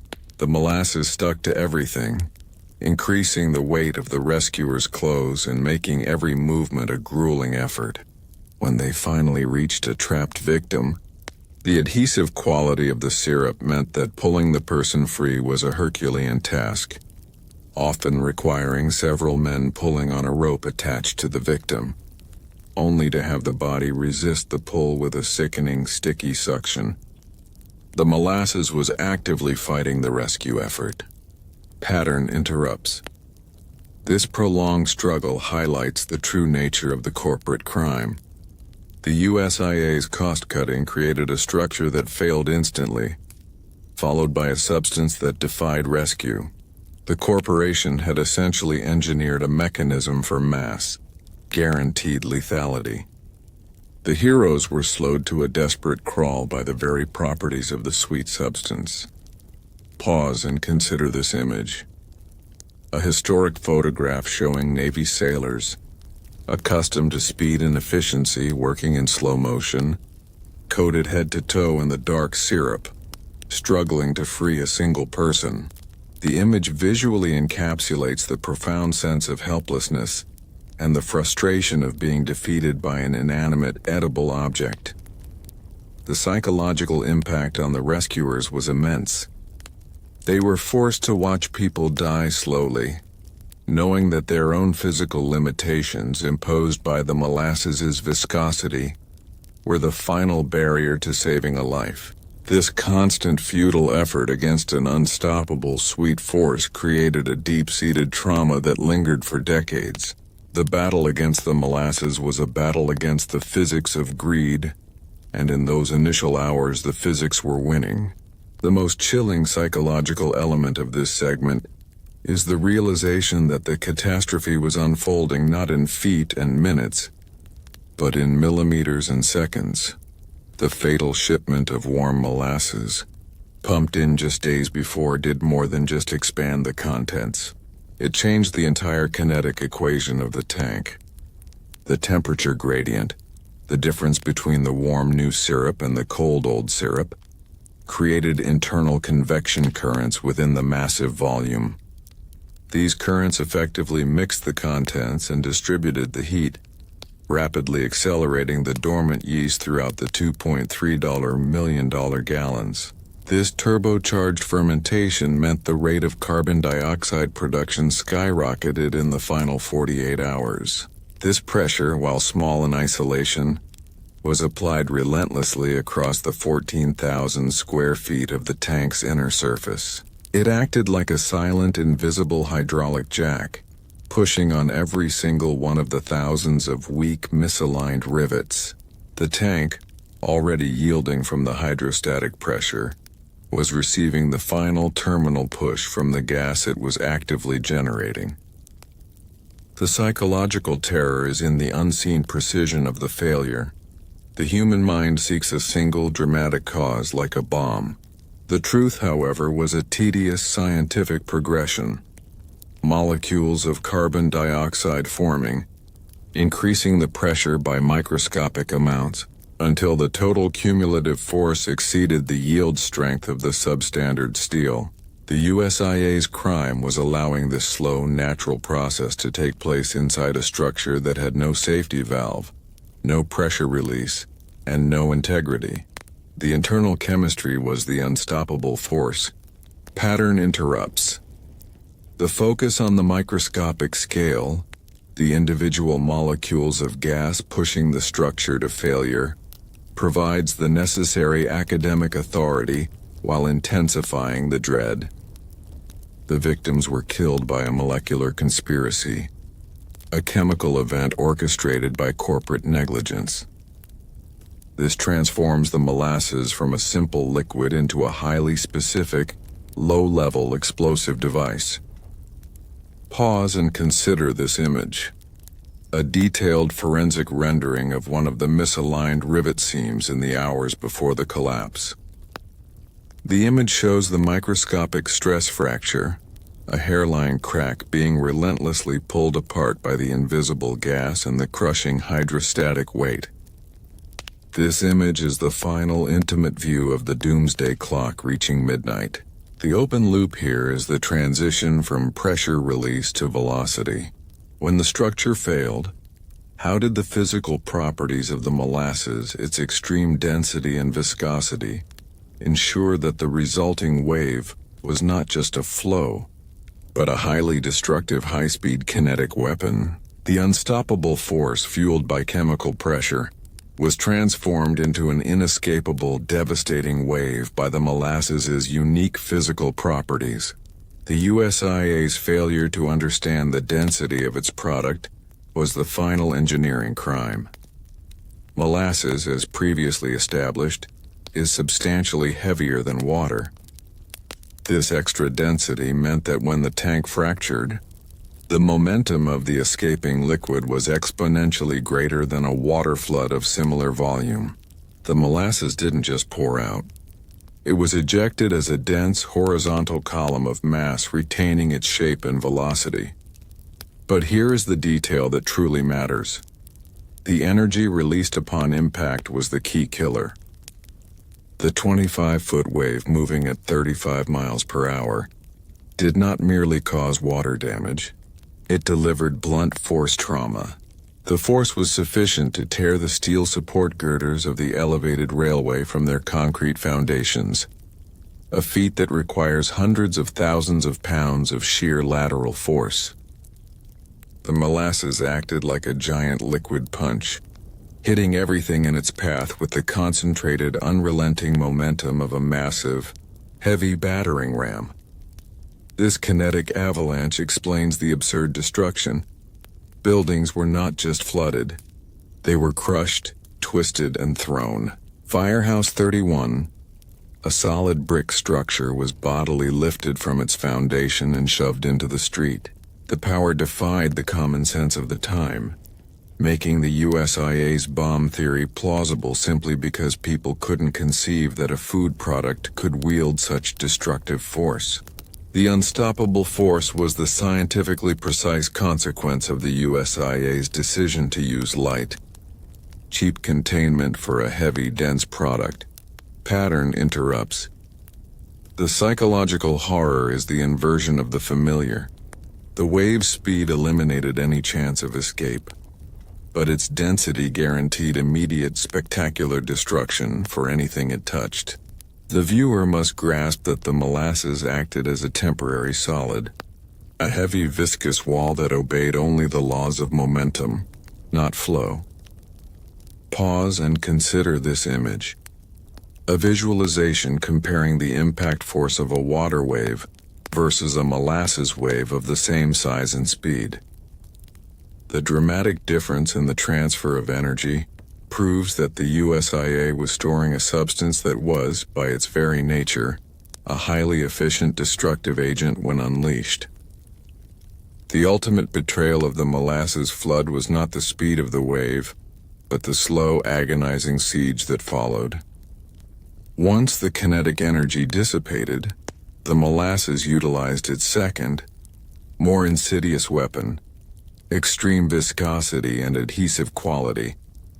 As the dense molasses spread and cooled across the cold streets, it rapidly thickened, transforming into a sticky, inescapable trap. For those who survived the initial crush, the heavy syrup became an immediate, paralyzing prison. Rescuers quickly found that the molasses was more than just thick. It was overwhelmingly adhesive. It clung to clothing, skin, and debris with a powerful sucking resistance. But here is the detail that truly matters. The struggle itself was fatal. Any attempt by the trapped victim to pull a limb free only increased the suction and resistance, rapidly draining their strength. The molasses, heavy and cold, pressed down on chests and restricted breathing. Those who were fully submerged faced a horrifying, slow death by suffocation. The thick, sticky substance sealing the mouth and nasal passages, clinging relentlessly. The unstoppable force transitioned into the immovable trap. The psychological trauma was compounded by the fact that the struggle was so futile. The victims were defeated by a mere property of the substance, its thickness. They were denied the quick, clean end of the initial blast, forced instead to spend their final moments fighting a sticky, silent, overwhelming embrace. Pattern interrupts. The focus shifts from the dramatic explosion to the horrific immobility. This creates a chilling narrative contrast. The fastest disaster becomes the slowest death.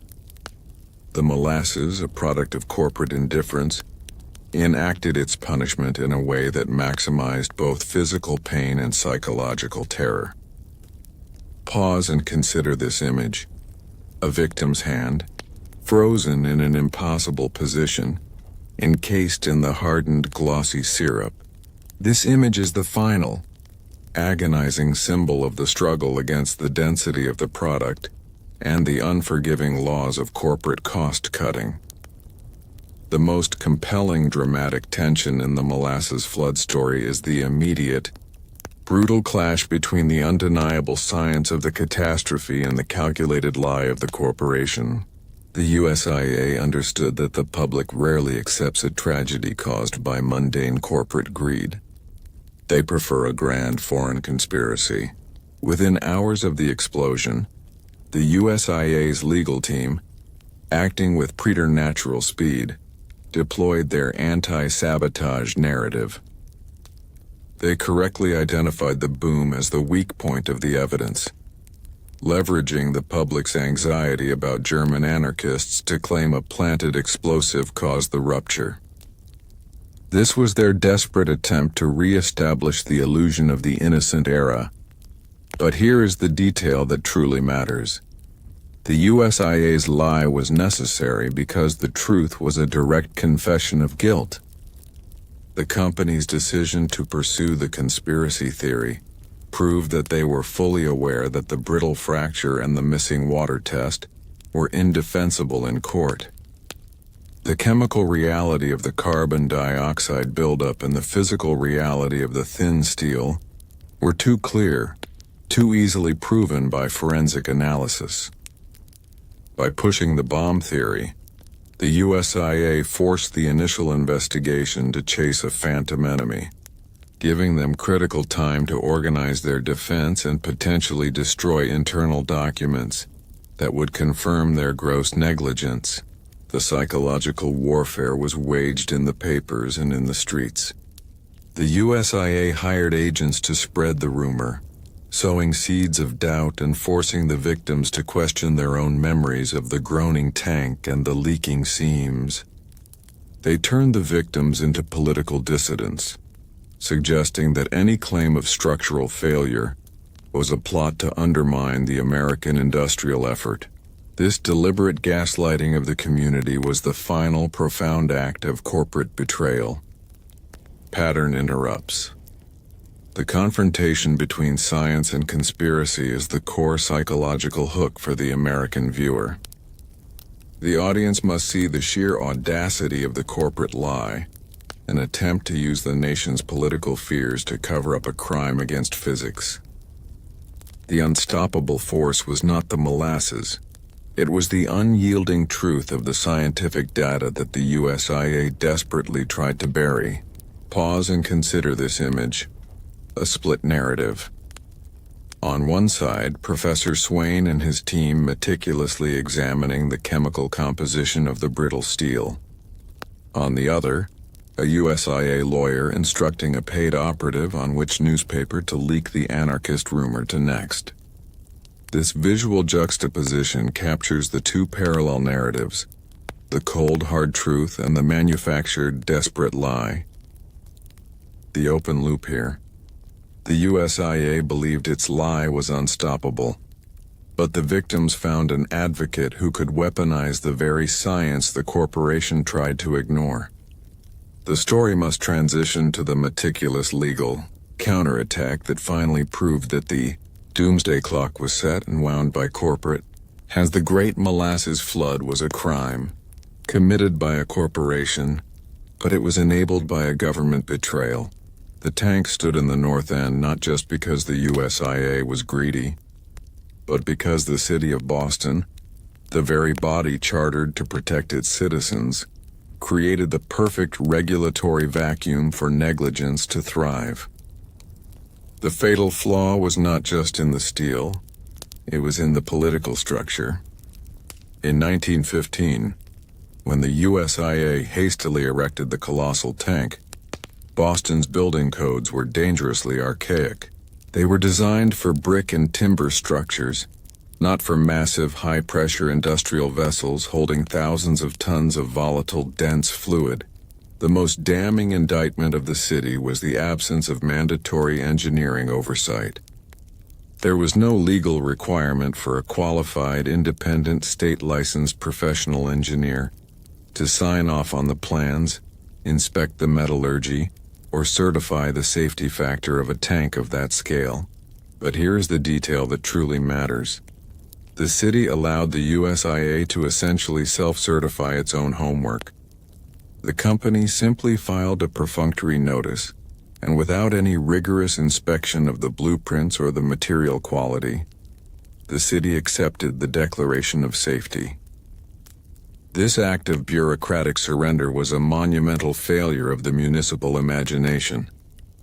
The officials were simply unable or unwilling to conceive that a structure so central to the national war effort could be a ticking time bomb. This institutional blindness was the first act of government betrayal. The USIA exploited this vacuum with ruthless efficiency, They knew the absence of a law was their license to cut costs. By allowing a company to police itself, the city handed the fate of the North End community to the hands of corporate expediency. The value of the tank, an equivalent of over $50 million in today's currency, was a silent intimidation tactic. No city inspector, paid a modest civil servant's wage, dared to challenge a corporation of that magnitude, particularly one wrapped in the patriotic necessity of the Great War. Pattern interrupts. This focus on regulatory inadequacy transforms the history from a simple accident into a chilling study of how systems fail the vulnerable. The American anxiety over government corruption and institutional capture is fully activated here. The inspectors didn't look the other way because they were explicitly paid off. They looked the other way because the system was designed to protect the powerful from the inconvenience of safety. Pause and consider this image. A stark comparison of the 1915 Boston Building Code Manual, showing a section blank or vaguely worded regarding storage tanks, contrasted with the precise engineering demands of hydrostatic pressure. This gap symbolizes the loophole through which 21 lives were lost. The open loop here is the human element of the betrayal. Who was the inspector who finally visited the site? And how did the USIA manage to convince him to ignore the screaming evidence of leaks and groans that the residents knew to be true? The municipal neglect was amplified by the USIA's mastery of the facade of safety. The company recognized that inspectors would be looking for superficial problems, not demanding forensic material analysis. Their entire strategy was built on misdirection and intimidation. When the city received the inevitable complaints about the molasses running down Commercial Street, complaints filed not just by residents, but by the city's own paving department, the city was finally forced to dispatch an inspector. The appearance of the city official was the USIA's moment of truth. But here is the detail that truly matters. The inspector who arrived was not an engineer. He was a general building surveyor, ill-equipped to challenge the technical nuances of metallurgy or hydrostatic pressure. He was met not by Arthur Jell, the man directly responsible for the poor construction, but by a polished USIA spokesman who offered vague, soothing explanations. The inspector was shown the freshly applied brown paint, which had successfully disguised the worst of the leaks and the bulging seams. The spokesperson claimed the leaks were just sweating, common for a new tank filled with a viscous product, and a natural part of the breaking-in process. The inspector, lacking the specialized knowledge to challenge this highly technical, corporate lie, accepted the explanation. His decision to look the other way was a failure of courage and competence. He valued the path of least resistance, accepting the corporate assurance over the difficult adversarial path of demanding a full, costly structural audit. His signature on the clearance form was, in effect, the government's endorsement of the death trap. The USIA's subsequent internal actions further confirm their conscious intent to deceive. They had already systematically silenced their own employees, most notably Isaac Gonzalez, the foreman who testified that he saw pieces of scale, metal fragments, flaking off the inside of the tank. Gonzalez's expertise, born of proximity and daily observation, made him the single most reliable witness to the tank's accelerating failure. Pattern interrupts. The psychological drama lies in the contrast between the two testimonies. On one side, the official, compliant inspector paid by the city, declaring the tank safe because it was easier. On the other, the marginalized laborer, threatened by the corporation, desperately reporting the truth. The city chose to believe the official lie, confirming the American anxiety that power structures protect their own. Pause and consider this image. A black and white photograph of the inspector, clipboard in hand, standing next to the enormous bulging tank. The image visually captures the impossible power imbalance. The solitary, underqualified civil servant versus the multi-million-dollar corporate behemoth whose very existence was tied to the war effort. His fear of making trouble was the final fatal flaw in the system of checks and balances. The open loop here. The city's failure allowed the tank to operate under maximum, dangerous stress. The city's fire department, the very men who would be called to respond, had their own separate dire concerns about the tank. Did the fire department's internal warnings ever reach the negligent inspectors? The regulatory indifference of the building department was made even more lethal by the ignored internal alarms raised by another municipal branch, Engine Company 31 of the Boston Fire Department. These men, whose firehouse sat directly in the path of the tank, were professional risk assessors, and they lived with a sickening premonition of disaster. Firefighters are trained to identify immediate structural dangers, and they viewed the molasses tank not with the vague acceptance of a bureaucrat, but with the skepticism of a structural expert. They saw the deep, visible bulge at the base and heard the metallic groans with professional unease. They knew that if that massive structure failed, their station and their lives would be instantly obliterated. But here is the detail that truly matters. The firefighters themselves testified that they had voiced concerns about the tank's stability through internal fire department channels. Their concern was simple and direct. The physical placement and observable distress of the tank presented an existential threat to their ability to respond to any emergency in the north. And their warning was not about leaks. It was about catastrophic failure. They were the one part of the city infrastructure that recognized the tank for what it was, a weapon of mass destruction. These institutional warnings, however, were absorbed and neutralized by the bureaucracy. They were likely filed, acknowledged, and then dismissed by higher-ups who deferred to the non-committal reports of the building department. The fire department's clear-eyed realism was filtered through layers of municipal indifference, proving that the left hand of the government was actively sabotaging the right hand's attempt to save lives. The city failed to create a mechanism where one department's dire safety warning could override another department's apathy. Pattern interrupts. This narrative thread confirms the most chilling form of government betrayal: internal censorship. The municipal government was not just incompetent, it was functionally divided against itself, with the cautious, life-saving branch being overruled by the complacent, corporate-friendly branch. The result was a political environment where the truth was acknowledged internally, but actively neutralized institutionally. Pause and consider this image. A chart showing the flow of communication. A clear arrow from Engine Company 31 stating, "Imminent structural hazard," flowing directly into a dark box labeled, "Building depth, no action taken." This visualizes the bureaucratic death trap, where a critical warning was filed away to die in a folder.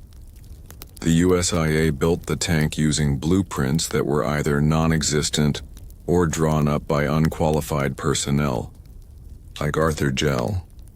They were never reviewed or validated by a state-certified engineer. Why did this matter so profoundly? But here's the detail that truly matters. An engineer's seal is not just a stamp. It represents personal and professional liability. By requiring a licensed engineer to certify the plans, the city would have shifted the risk from the anonymous corporation to a single, identifiable, legally accountable individual. That individual would have been ethically bound and legally compelled to perform the necessary hydrostatic tests, demand the 1-inch thick steel plates, and reject the flawed cold riveting process. No licensed engineer, risking their entire career and future livelihood, would have certified a design that operated at such a laughably low factor of safety. The city's omission of this simple legal safeguard provided the USIA with its most powerful defense in court: plausible deniability. The company could argue, as they did, that we followed all city codes and we are molasses men, not engineers. The city's regulatory failure created the perfect shield behind which the USIA could hide its deliberate incompetence. The government's negligence was not just passive. It was the direct enabler of the corporate crime. Pattern interrupts. The psychological dread is driven by the simplicity of the solution. The tragedy was preventable not with millions of dollars, but with a single, common-sense piece of paperwork. The disaster proves that the system was fundamentally broken by political convenience, the desire to avoid inconveniencing the colossus of purity was prioritized over the safety of the neighborhood. Pause and consider this image. A jury foreman years later in the court, reading the legal precedent established by the Molasses Flood, mandating the engineer seal. The visual contrast between the disaster's grotesque reality and the simplicity of the required bureaucratic fix is a potent tool for emphasizing the criminal negligence of the pre-1919 system. The municipal decision to locate the fire station immediately downhill and adjacent to the bulging tank was an inadvertent piece of self-sabotage. The firemen were positioned to be the first point of defense, but in the case of the tank's failure, they became the first and most vulnerable target. The city's negligence ensured that the very first institution called upon for rescue was the first institution destroyed. But here is the detail that truly matters. At 12:30 p.m., the moment the tank fractured, the 25-foot-high, 35-mph wave of molasses did not merely flow around the firehouse.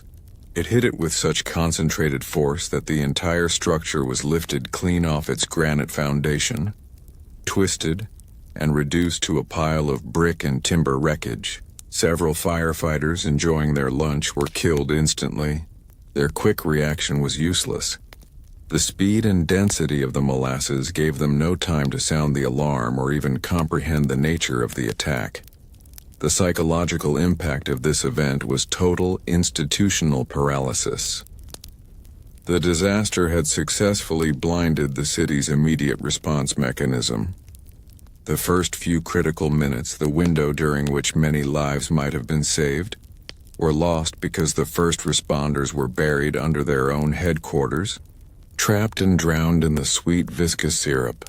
The city's regulatory failure had created the perfect disaster scenario, ensuring that help was both necessary and impossible.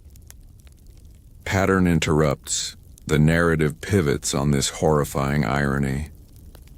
The firefighters, whose warnings were ignored by the building department, were the ultimate victims of the government's internal strife. Their tragic fate confirms the core anxiety of systemic betrayal. When the system fails, it consumes even its own dedicated servants. The destruction of Engine Company 31 was the symbol of the city's self-inflicted wound. Pause and consider this image. A post-disaster photograph of the wreckage of Firehouse 31. A twisted, unrecognizable heap of debris, with the molasses still sloshing through the rubble. This image visually confirms the utter, inescapable destructive power unleashed by the USIA and enabled by the city's negligence. Their key legal strategy was to argue that the molasses tank constituted an abatable public nuisance. This legal term means that the structure was inherently dangerous, known to be dangerous, and continuously interfered with the public's right to safety and comfort. By framing the tank as a nuisance, the lawyers could cut through the corporate defenses of unforeseeable accident and lack of malice.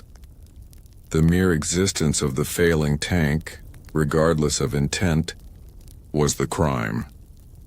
But here is the detail that truly matters. The destruction of Engine Company 31 became the most powerful evidence of the public nuisance.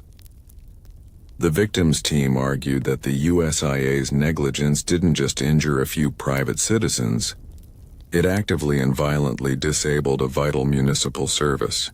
The destruction of the firehouse proved the tank was a direct, palpable threat to the entire community's security, confirming its status as a public nuisance of the highest order.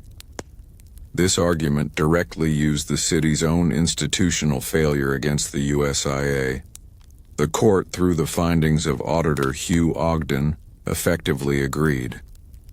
Ogden's condemnation of the USIA was broad and unsparing, ruling that the company was liable not just for the immediate deaths, but for the fundamental failure to exercise due care, a failure that was made possible by the city's dereliction of duty. The fatal flaw was thus jointly owned. USIA was guilty of building it, and the city was guilty of allowing the nuisance to persist. Pattern interrupts. The psychological resonance is clear. The law ultimately provided the justice that the political system had denied.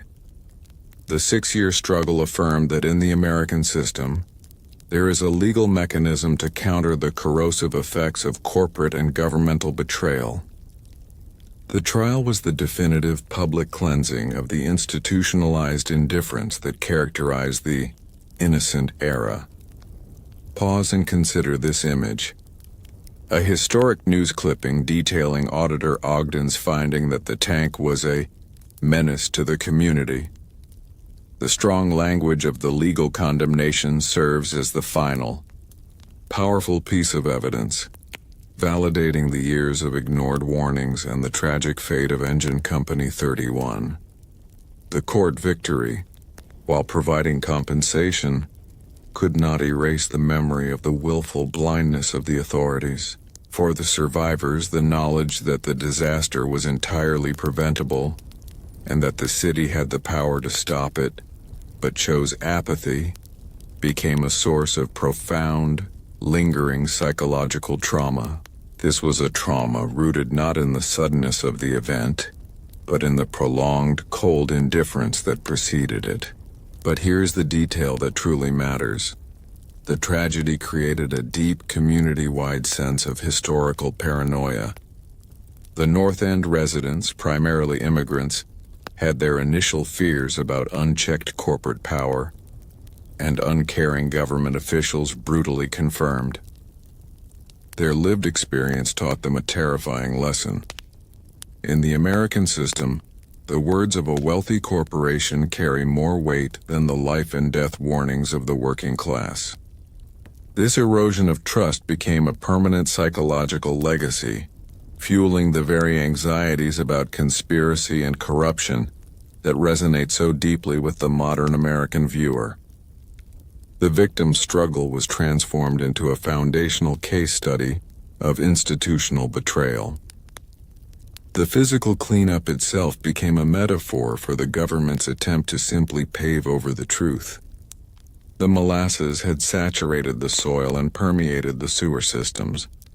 The city's arduous, multi-month process of flushing the streets with saltwater and sand was an attempt to physically cleanse the neighborhood.